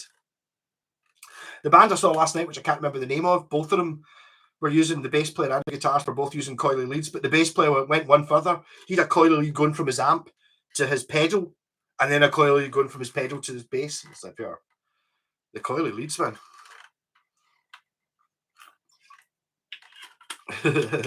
Hate thinking up band names. So do I. It's so difficult to get a one that isn't really bad. Wizard is Roy Wood's band, yes. But Wizard's Cave would be fine. Because when I joined the guitar band I'm in, we were just a pub covers band. Even though we never got any gigs in pubs, and now we're doing original stuff. And they were called Voodoo Mist. And then after we'd been in for, I don't know, a month or something like that, the singer's like, yeah, well, the thing is like the Voodoo Mist thing, there's been that many people in this band, and you, the guitarist, you, the bass player, have never been in it, so it's kind of a different band now. Like, oh, okay. So I was thinking of another name. Like, all right, okay. That was a couple of minutes. I was thinking of maybe like Cranking House. I was up here, what, like HAUS? It's up here, yeah. It's like a German loony bin. I was up here, yeah, that's the one. And then drummer and up, yeah. That's it. So the big discussion of everyone coming in with their great ideas for a band name was the singer just going, aye, Cranking House, and then we all just went, aye. That's the one. My only thing, it had to be HAUS, like Berghaus. But apart from that, no problem. Have you ever repaired any paint? I've got a couple of guitars with a big chip but black. Surely that can't be that hard. I mean, no, I mean, it's like, I dare say that it's like, once you can obviously spend ages trying to fill in the gap. You know, it's like the chip. We're talking about a chip here. Try to fill it in and then sand it and then thing. But no matter what you do, you're always going to be able to see it. If you can, so if you're, oh, there's a bit of a repair there, and you're, you know, if you hold it up to the light, you're going to be able to see it. So basically, by just colouring it in with a black pen, it means you don't see it from this far away. And basically, that's I do that. I think I kind of do it with multicoloured. I don't know if there's any real chips in this one. Not really. But I would tend to always go over it, just colour them in. Oh, wizard sleeve. Yeah, I think that's something else. You would repaired it right. Trapped in his magic. Crikey, that makes sense. Yes, I know. He was amazing. There's that up here, yeah, and there's that up here. And everyone's happy when the wizard walks by. And my defense was like, everyone's happy to see Gandalf. He's got fireworks and stuff. You know, seen, not read the book, but I'm sure Geezer Butler knew what he was talking about. Oh. Just found Diamond Head. Don't know how I missed them. I think they've only got one album. I've actually seen Diamond Head. Diamond Head have actually signed my Rock Jacket. That's one of the bands I keep forgetting about. They've got Blacktooth Fox. It's mental hospital though, loony bin. Diamond Head. I bought one of the. I think they've only got one album or two albums. I bought one on vinyl after I'd heard the song "Am I Evil," which is kind of a bit like Mars Bringer of War. It's their heavy metal song. And the album I bought was like their second or third one. It was called Canterbury, and it was like all acoustic-y and stuff. And it was like, oh, Diamond Head aren't what I thought they were. I'm sure the logo was like, it looks like it, you know, it's like Motorhead or something, you know, but it was like diamonds and shiny and stuff. It didn't really, the acoustic-y stuff we went for didn't really do anything. Yeah, Gerald Hospital. Oh, I was on Jeff Roy Wood's band, Old Woody. I'm a huge Roy Wood fan, but not necessarily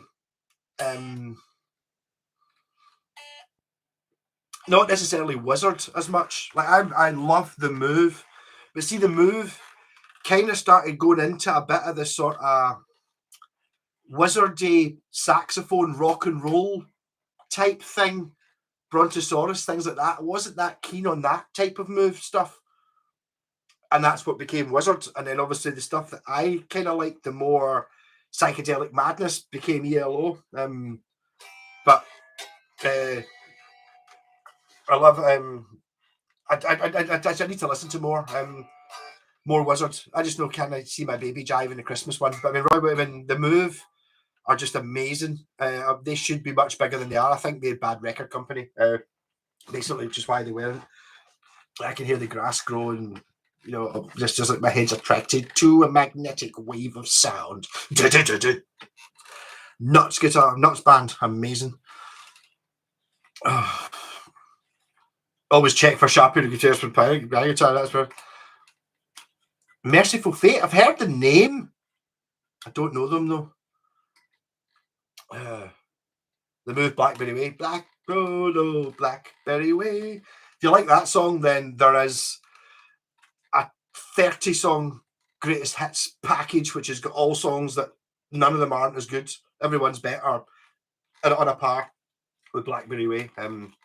Roy Woods, absolutely sick. Fire Brigade and all that.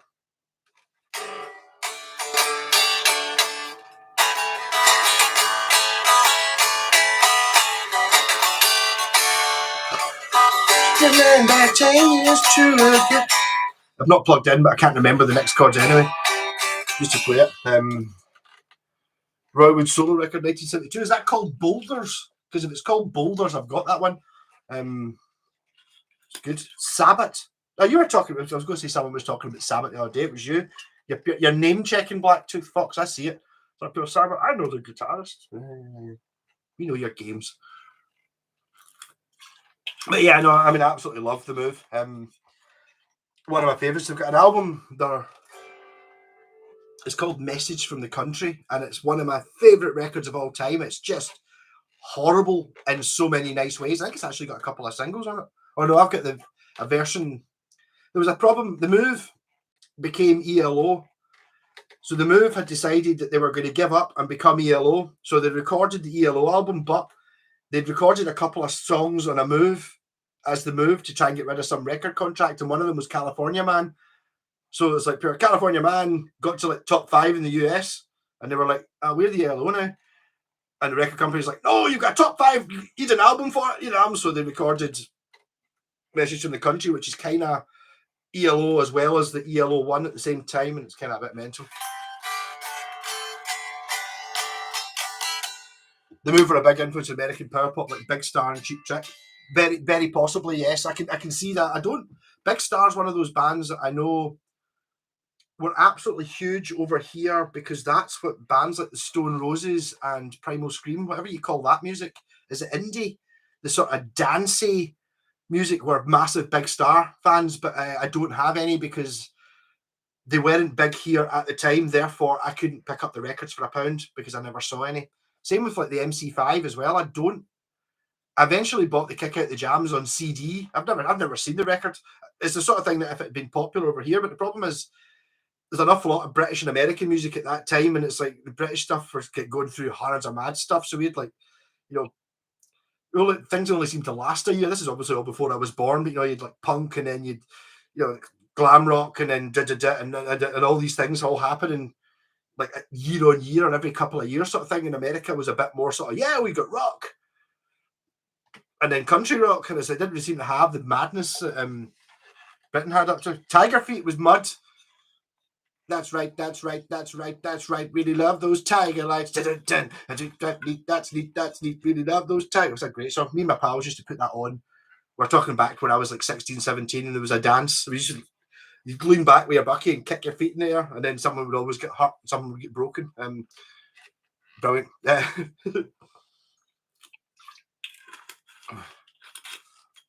There was a Keith Richards solo album. Was it called Talk Is Cheap? Because if it is, I've got it. We're going to have to.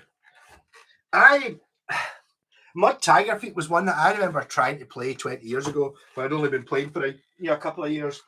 And it was much harder. And you go, how come it's not really that good? But how come it's so hard to play?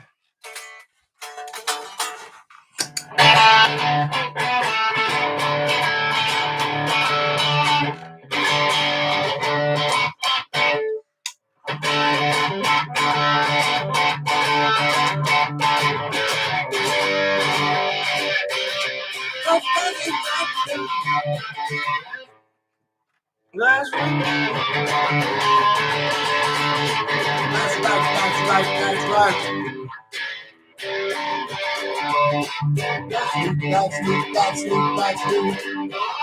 Yeah.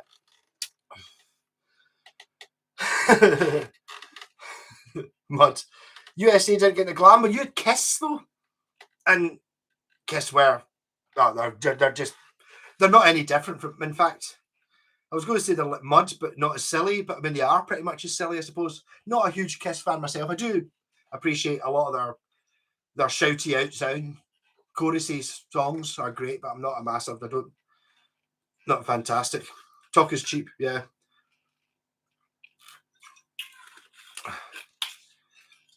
It's just got to say that Quiet Riot as well. I don't really know much about that. Oh, glam rock. Roxy music an awful lot more.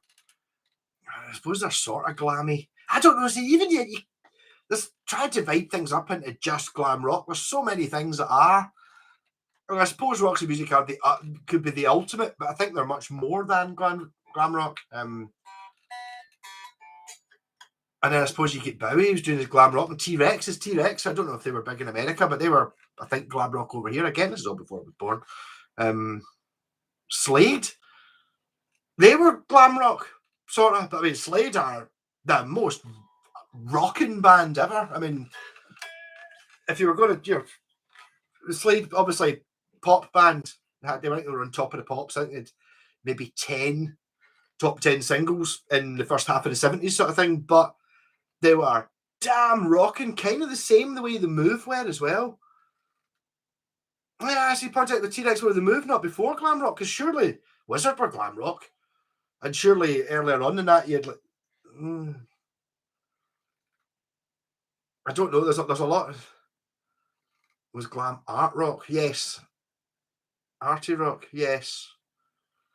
Sort of. I mean, I know, just really pretty much know Roxy music from the old Grey Whistle Test version of Ladytron, which is mental. It's just you just look at it and it's like they look like they're from the future just now. I don't know what it must have looked like in 1970 or 1971. The same with used to have a rock anthems tape with Virginia Plain on it, and you're like, what's this doing on a rock tape? And you look at it, it's like 1971. What? Virginia Plain is not mid 80s. It's from 1971. Really? You know what I mean? It's nuts. Oh, the Sweet Ballroom Blitz. We actually do a Sweet song in Cranking House, which is amazing. Well, we don't play it amazing, but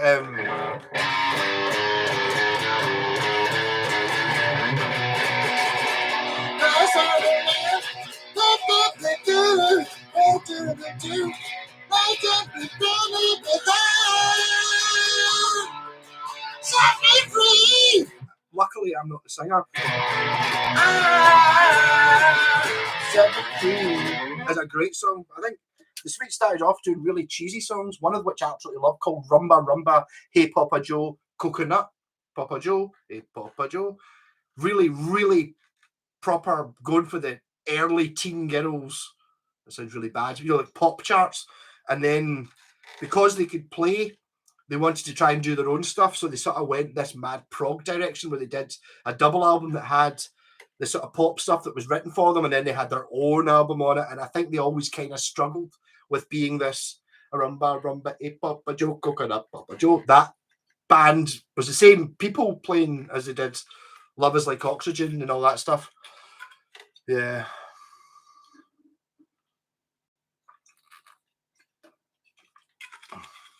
But Jeff there said it's sweet because they had wake wham bam gonna start it if I can. Wait, I actually saw them on the 12/12/12 was the date.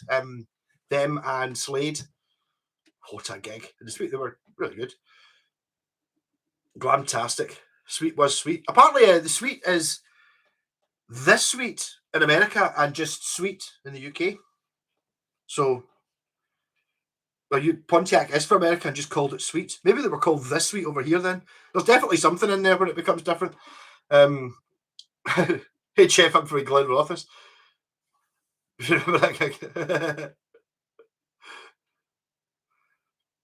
They called it hair metal. Well, the thing is, hair metal is a funny one.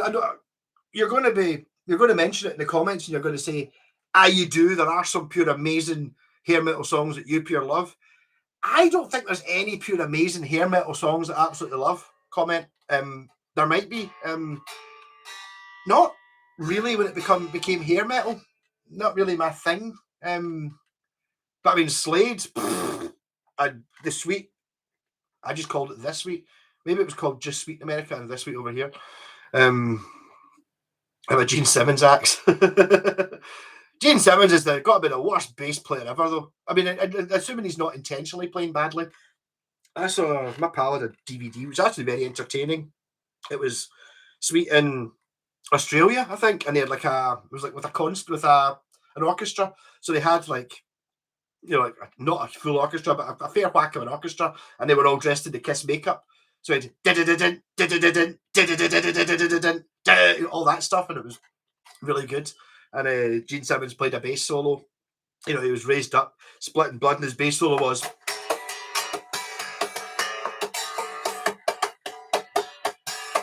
You're just like literally, can you not play something? It wasn't. It literally was just. Maybe it was meant to be ironic or something, but it just made me think he was a pure shit bass player. I do like the axe. I hate it. Never played it. Bought it years ago because it was a good price. Long live hair metal. Gene Simmons underpants. Long live hair metal. My dreams are still the same. Cinderella, Wasp. See, oh, I don't really know any Cinderella, but I do know they're quite good. But I do like I'm a wild child, couldn't leave me. Ooh, by Wasp, which is really good, although I hated it when I was there. Kim, T-Rex, 20th Century Man. I think you find it's 20th Century Boy. Hold on.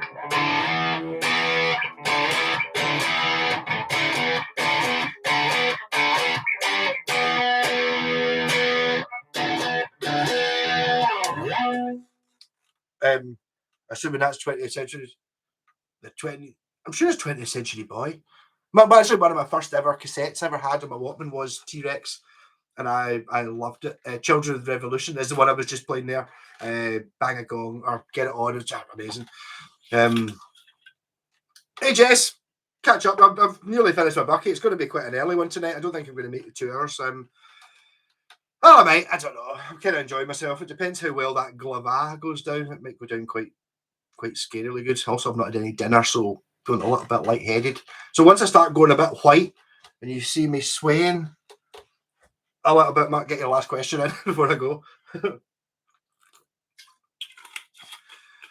Yeah, the thing about the Kiss acts is it's whether you're a mad Kiss fan or not, it is still a base shaped like an axe, which is quite cool. Sort of like, I suppose, my Claymore there in the corner. It's like, don't need to be a mad Jessie Ray fan, but a guitar shaped like a sword. And it's like, I have seen other guitar shaped like sword that folk have made, like custom job things at a couple of £1,000. And it's like, right, not 2 hours in the garage with a bit of kitchen worktop and an old Yamaha Pacifica. It's a different thing. I'm not sure you're right. I'm sure it's 20th Century. 20th. I can't remember the song. It's not 20th Century Fox because it might be 20th Century Man. I'm not fighting about it. I'm not exactly sure. Not Black Sabbath. Must be Sabbath. Boy, yeah. I worked as a DJ in the Apollo back in the late 70s. Wow. It was. I've never been there. It was knocked down, I think, before I was born. But many stories about people. A lot of people I've been in bands with. So Ozzy and I think maybe Ozzy and Van Halen and Iron Maiden, and it was one of the places in Britain, I think, to go and see a band. Actually, it's where If You Want Blood, You Got It was recorded, which was actually the first AC/DC I ever bought, even though I'd heard Highway to Hell at a party. My pal someone I knew was playing it on an acoustic guitar, and it was like, that's the best song I've ever heard. Like, not ever having heard it. And then it was the single for Whole Lot of Rosie from that live album with the da da da da da da da Angus da da da da, which is obviously it's in Glasgow because you can hear them going. It's not Angus, it's Angus, like that.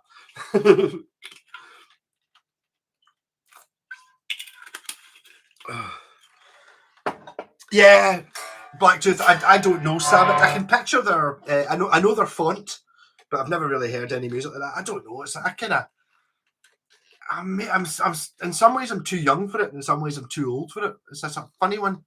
By the time I was aware that Metallica existed, I'd already. So what? I wasn't into the indie music scene, but I liked. That was everyone I knew was. So everyone I knew was Stone Roses, Primal Scream, Oasis, REM, that sort of thing. And I was kind of like, yeah, sort of, but have you heard the Stones album? And it was the Stones and the Beatles, and for me, which were very different. There was a Glenn Rothis Apollo. Wow, I didn't know. I suppose it's just a cinema chain, wasn't it? I didn't know that. The one gig I have seen in Glenn Rothis was in. Oh, the poster was on the wall in my other house for years. What was the place called? There's something theatre. I saw Blackmore's Night in the Glenn Rothis. I think it was just the Glenn Rothis Theatre, not the Glenn Rothis something.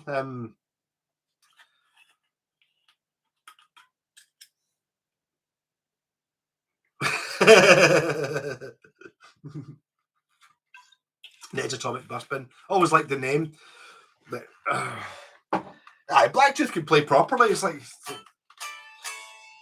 Roth's Hall. Yeah, yes, you're right. That's exactly what it was. I remember one time, actually, I'm going around for a jam next Saturday. I might video get a song from it with my pals I've got there in a band. They're called Leatherwurst or something like that. And I was going to, this is going back 20 years or something like that. I was telling mum and dad, and I was going to play, I think it was playing tambourine, but it was going to work into playing guitar in this band. And we had a jam up in my room, and I was playing away, and then it wasn't really for me. And then the following day, Dad's, I'll be right. It sounded like you were actually playing proper music upstairs instead of the usual rubbish. And I was like, good choice. Can't play music that people think is good. No, budgie. Yeah, budgie. But it was like, I never, I can't remember what my point was there. Yes, it depends on what it is you like. I don't play well because I choose not to. No, that's when Blacktooth was playing that. I appear to doing the flamenco stuff. I can't do any of that. Not at all. Blacktooth, you typed the words Ned's Atomic Dustbin. I think you probably wrote it on your jotters at school rather than actually typing it. Because what would you be typing it into? The internet? 20 years ago? Nah, no such thing.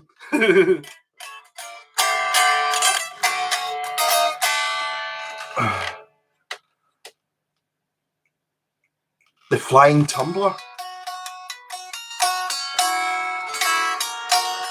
Yes, Neil Jet Trudon. I must have got the name right because it does come across. It is translated to leather sausage. Yes. So I got it right. Kind of bizarre. I'm in a band called. Maybe we should Crankenhouse and Leatherwurst are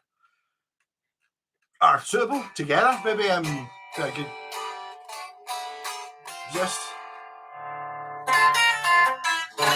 the list of indie bands. But the thing about indie bands is indie music was, I think it was kind of before we called it Britpop, but indie was obviously meant independent label, which meant it could be anything at all. But that's not what indie music was. Indie was a type of part you kind of music into. Indie, Stone Roses, Charlatans. There was actually a guy doing that dance last night in front of me. Kind of doing this. Look, exactly Liam Gallagher's haircut. It was just pure. And I was like, pure, wow, I'm doing this with his legs. I was like, wow, I remember everyone used to look like that apart from me. Obviously, I always look like this and headbanged.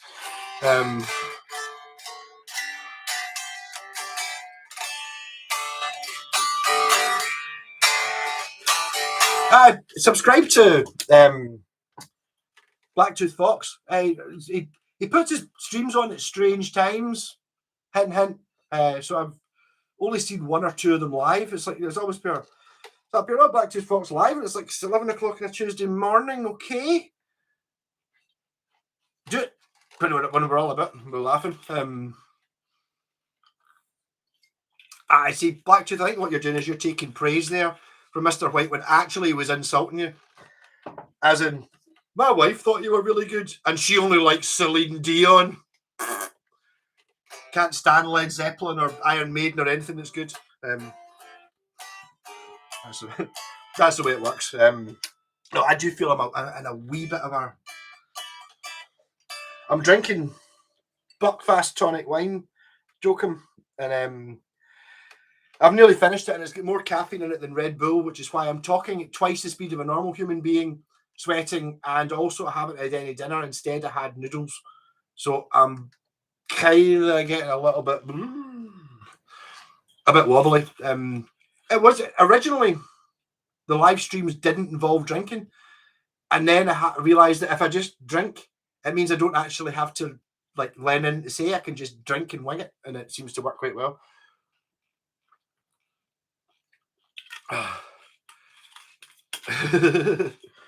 Acid, that's a good place where there's a better word than that. I used it the other day. Sugary. So in Scotland we say a sugary peg, and sugary is like, it's like not fit, which is kind of like shaky, but shaky could be so sugary, SHOOGELY, sugary peg.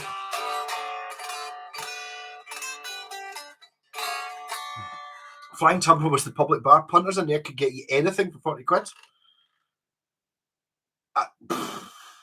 Anything. I reckon they could get me like a Japanese guitar. I don't know. I mean, I don't even know where that's going. Is like anything? Drugs? Hookers? I don't know. Slade? I don't Scott would hit the live stream needs a shawarma break. I tell you, I need a shawarma break, Scott. Hey, Scott. I've not put out the video of the second half where I was eating that kebab, but me and you went in on Tuesday. Last Tuesday, we went into town, went through a few guitar shops. You showed me where the shawarma kebab place was. On Thursday night, I was in seeing Bobby the drummer. He was in hospital. He's out okay. He's going to live. Rocking. And I said, oh, Scott showed me this place, Sharma Kebab. And he's like, Sharma King, it's amazing. Why don't you go right now? And I was like, well, I'm in the studio tomorrow night and Friday night, so maybe I shouldn't go. So I went anyway and got one. So that was Tuesday and Thursday last week. I got a Sharma Kebab. Friday, it turned out I wasn't in the studio, so I was right to go on Thursday. And then on Friday night, I was in the studio with Cranking House, Sharma Kebab on the way home. And then last night, I was at that gig with Ivor, and I was happy. I got this kebab, it was pure amazing. Sharma. They went, oh, Sharma King. I remember when that place opened, and I was out telling everyone it was the best place ever, and no one believed me. So we went there. So basically, I had 2 in a row. So I've had 4 shawarmas in 10 days, 12 days or something. So I really need to take a little bit of a break. Oh.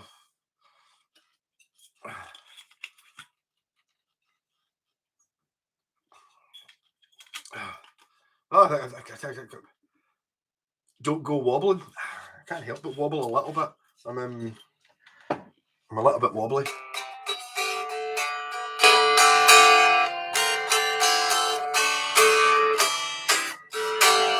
It's this Scott.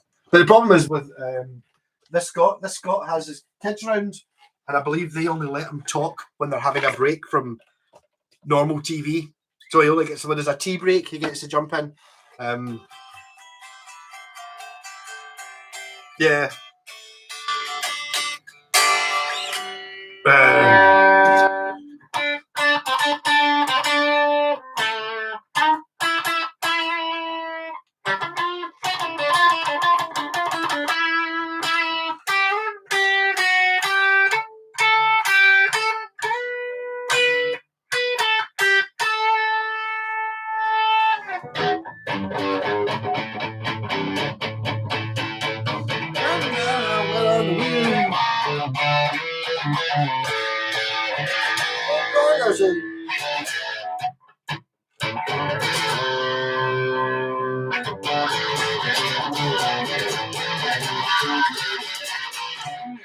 Actually, Black Betty is actually the first YouTube video I ever did.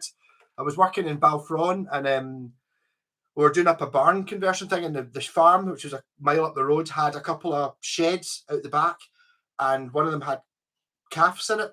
And then they took the calves away and they put in a ram who had basically for the whole winter was just in this massive shed on his own. And we used to go and poke him and feed him biscuits and stuff. And I played Ram Jam to him on my Epiphone SG unplugged. And it was Jam with Ram, Black Betty. So Black Betty was my first ever YouTube video before I'd ever thought about. Before I realised you could get, actually people would watch you if you just talk to the camera. Yeah, but I mean, I love all 3 of your shots, Kim. Amazing. V Scott. It's like a good hand piece. Thanks, man. Thanks, Frontier Guitar. That's indeed. Yeah, I need to. The thing is, just now I'm currently trying to offload some guitars. The trade up thing's a strange one. It worked.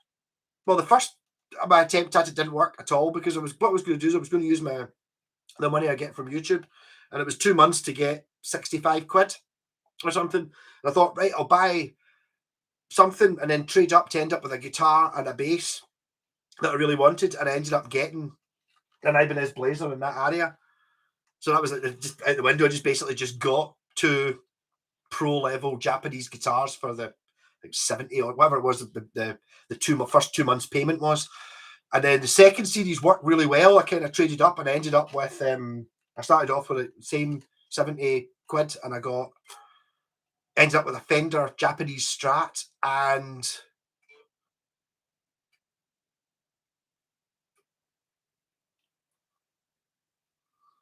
can't remember, a Yamaha SG 200, no bases, that one.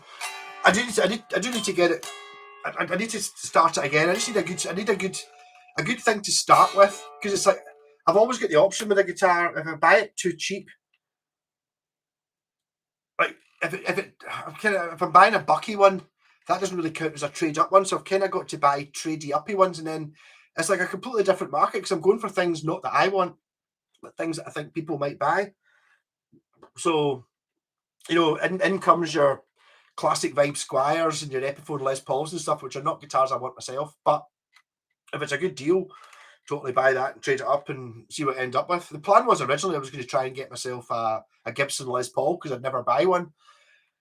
And the problem with that is that once it starts getting above sort of 300 or 400 quid, you're really out of where I really don't know anything about it. I don't know how much like a Mexican Strat HSS is worth compared to a Mexican Strat 3 singles from 5 years out. They're not really my thing, so I'm not really. It's kind of gets uncomfortable. So I'm good at any guitar up to 200, £300 sort of thing, because that's where all my guitars come from. It's just that in that price range, you can get guitars that are top level. I've got behind it again.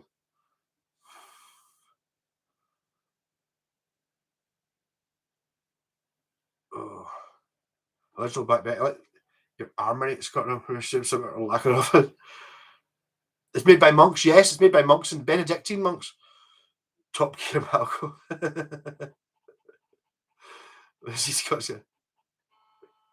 Yeah, I think there's talking to Scott back to about equal parts good taste and bad. Yeah, it's like who's to say who's got good taste and bad taste? I like music which I wouldn't necessarily defend as being the best music ever, but I still like it. I noticed actually one of the songs we've done in Cranking House, which I kind of wrote bits of, is actually almost exactly the same as So I Fell in Love with a Starship Trooper by, was it Hot Gossip? I fell in love with the Starship Trooper. See, I do like that. I do like ABBA. In fact, actually, I was disgusted the other day with myself because I was actually watching a guy who was talking about an independent Scotland. Things like that. I noticed that ABBA have reformed for a tour.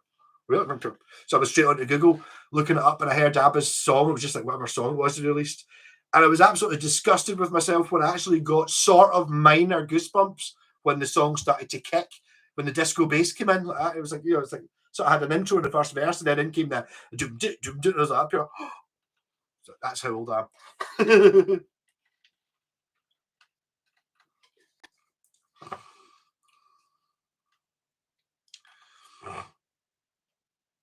Glenvah gets its name from the Gaelic Glemath, which means very good. It is very good, but I just don't. I'm only ever want to have a couple of sips at a time of that because it's really, really, really, really powerful. It tastes been amazing though. I have crashed. I'm out. I know it's like it's now got to stage. I remember it being quite a thing. I don't know which live stream it was, 4 or something, when I drank a whole bottle of Bucky, and it was like pure. Whoa! I managed to drink a whole bottle pure steaming, and now it's like pure. I had like 3/4 of a bottle, and it's like pure more. I want more.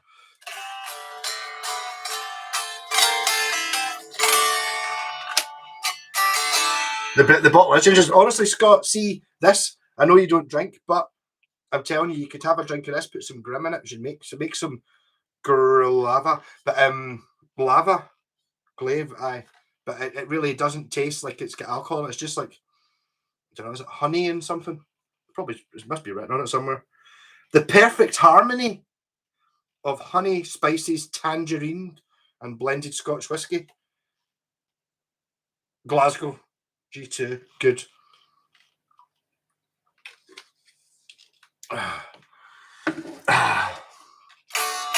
But I doubt anyone speaks Gaelic. They've been trying to get it out of us for 100 years. I don't. You can't do it, Malco, because you see the potential in every guitar, and you don't get the skills to make that happen. So double hard to fix up, walk away, or keep the bastard. I know it's the problem is that see when you're doing like when I'm doing like the sort of stupid guitars, the silly, not stupid. Well, they are stupid, but you know the ones that I've got to put 6 pickups in a Strat, or something stupid like that, silly. It's like on the Buckfast ones or the Iron Brew ones. It's like, see if a guitar actually looks like quite a nice Sunburst Strat, I can't paint it because I don't want to devalue it. So most of the ones that I do the crazy stuff with are covered. There's something basically wrong that it needs to be painted.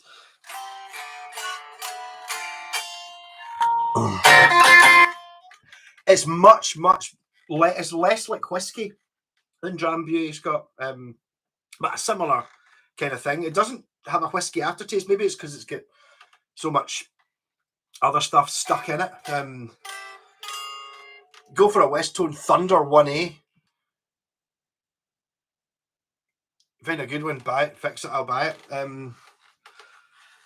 Yeah, the Westtone Thunders are, I mean, it's a fantastic guitar. I remember them being £100 all the time, only going back 10 years or something. And I remember not buying one for 80 quid that was in Kirky, which is 2 minutes drive away, because I thought I'll get one cheaper one day.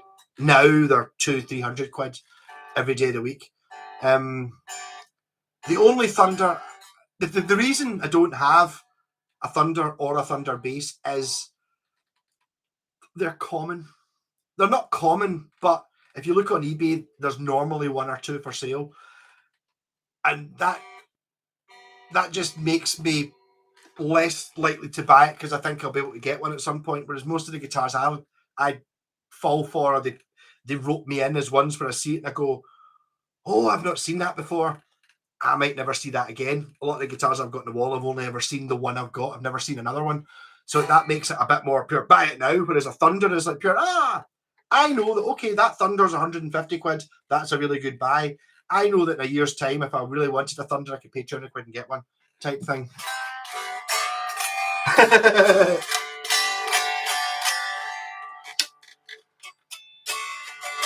All right, see you later, Daniel. I'm actually thinking about giving up quite soon, just because I'm kind of wanting to smoke a fag. I don't really want to smoke online, and I'm out of booze. Catch you later, Daniel. I think he's probably already gone. Did Poofy? Yeah, probably.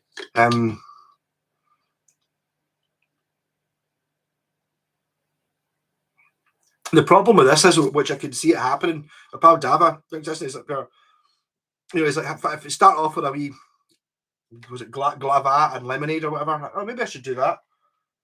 The thing is, it tastes really nice when you drink it straight out the bottle. But I'm just sitting there. It's the sort of thing I can imagine sitting there going, "Oh, this is having too much fun. Oh, this tastes nice. Oh, right, and then just going out the back garden and puking for 10 minutes. I'm not a beer drinker. My first base with a Thunder 1A. I bet you it's great. I bet you it was great. I'm not 100% super loving. I know I've got the thing. Basically, I think the thing for me for a Thunder is I would buy a Thunder bass or guitar or anything like that. It's got to not be the natural one or the black one, because those are the most common. If you get one that's got like black sides and it's got the stringers in the middle rocking,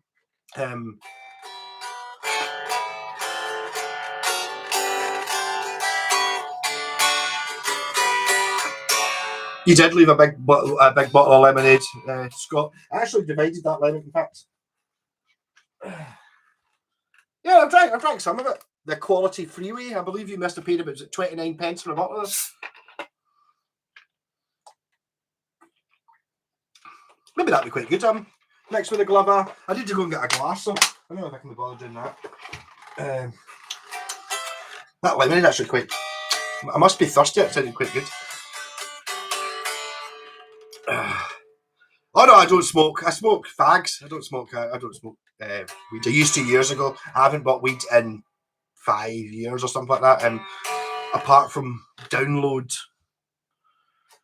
2017 when I went, 2018, I bought a bit just because I thought, oh, party. I've not had any weed for a couple of years. I'll take that. And I smoked a joint on Thursday night, Friday night, and Saturday.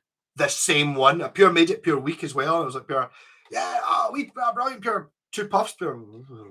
Stub it, put it back in the fag deck, and then doing that half a dozen times over the Thursday, Friday, and Saturday until eventually on Saturday I finished it. One joint, weekly. So if you do smoke the weed, try giving it up for a year, and then the insanity that ensues from just walking past someone smoking a joint is great. The Thunder 3 bass is ridiculous. I've actually, I was playing one down in Waynestock. He managed to get one for like 50 quid or something. It was at the top of the headstock had been sawed off though, which apparently was a thing with Thunders. If they get damaged in shipping over here, they would saw the head off and then sell them cheap. This one had been smashed here as well. So like this whole bit here, if you imagine it coming off, had been glued back on again, and the headstock was cut down in a straight line there. But it was a neck through, or it is Wayne's neck through Thunder, 2 pickups. Amazing dark looking wood, which I don't have lying about. The ash that the Washburns are made of, the pure figured ash, and then the 3 or 5 piece neck through. Fantastic guitar.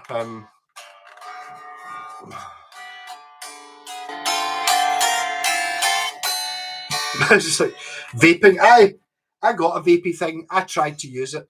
For about a week. I could never really get the hang of it, and then I actually took it with me the first time I went to China, thinking, right, I'll take it with me. It was really annoying because I had to take it out for the customs and stuff like that.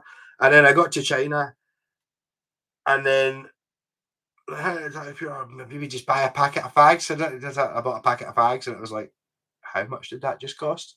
And it was 40 pence for 20 fags. Yeah. And they were much nicer than the fags we get. They were pure proper premium ones, like 40 pence for 20 deck. And like we're paying over a tenner, and it's 40 pence. It's like, so I smoked an absolute killer amount of those things when I was in China. Amazing. I have a Westone Thunder Natural. I mean, the Westones are great. A Southern Comfort and Dry Ginger.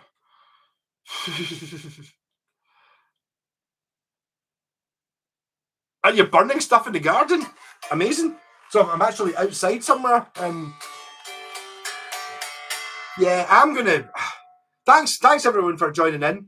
Thanks Craig again for doing the super chat thing, which I forgot to mention again. But I pretty much got enough money to get me a bottle of Bucky next week. I know it's a different thing. I have no idea how you super chat someone. It's not that easy. And yes, tobacco is super high taxed, especially when you look at the fags I buy are like nearly a tenner a packet, and honestly, there's half as much tobacco in a cigarette as the 40 pence ones in China. It's like for a guitar, shout out because you start again a year later. It's wonderful. When I was younger, like 16 or 17, there used to be a guy. I can tell you his name. His name was Duffy, and apparently he only smoked weed during the summer. So he would like, I don't know, whatever the date was in April, and then he would just stop dead in September or whatever it was. And it was like it was so much better, and it was like pure tough. You know what I mean? I've never tried it, but I mean, he was right. I think that would be the way to do it. The problem is that you get used to it so quickly. Like if you do, even if you haven't smoked for months, and then or a year or 2 years, and you get like a big bit, after a couple of weeks you're back into it. Whereas if you get given a bit for a joint for wiring a guitar or something, and then or a puff of a joint at a festival or something like that, it pure floors you, and it's like it's just such value, but you don't have any time to build up your resistance to it. So every time you get it, you're just absolutely floored. It's amazing. So I totally gave up. Just more, to be honest, more for the money thing. It was good for listening to. I used to listen to an awful lot more music.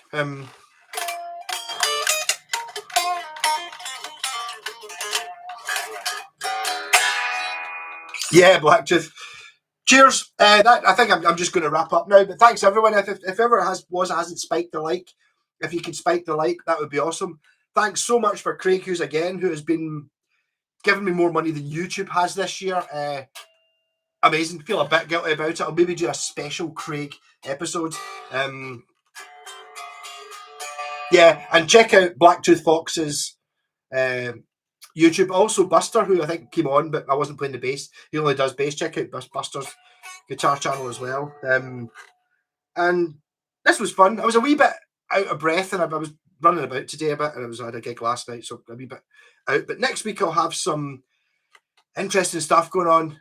What it is, I can't remember, but I will try and do the trades thing again. I'll make an attempt to try and get it back up again. And I love you all. Slap a Sliff and Pontiac Blacktooth. I kind of know. I feel like I know you all now. It's just basically hanging out with my pals. Fantastic. And Jez and One Who Knocks. Yeah, totally. You're all awesome. When I first started doing this live thing, the first time was like, will anyone see this? I fucking Ruben and Jeff. Yeah. You're all fucking amazing. Brilliant. I'll not bother telling you about having this.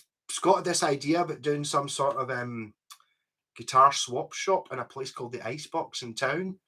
Maybe we could all get together. I don't know. I've not really thought about it enough, but there might be something coming up. Neon and Paps, you're all brilliant. Love you all, and good night. And I'm going to have a fag. Rock on! Oh, and now.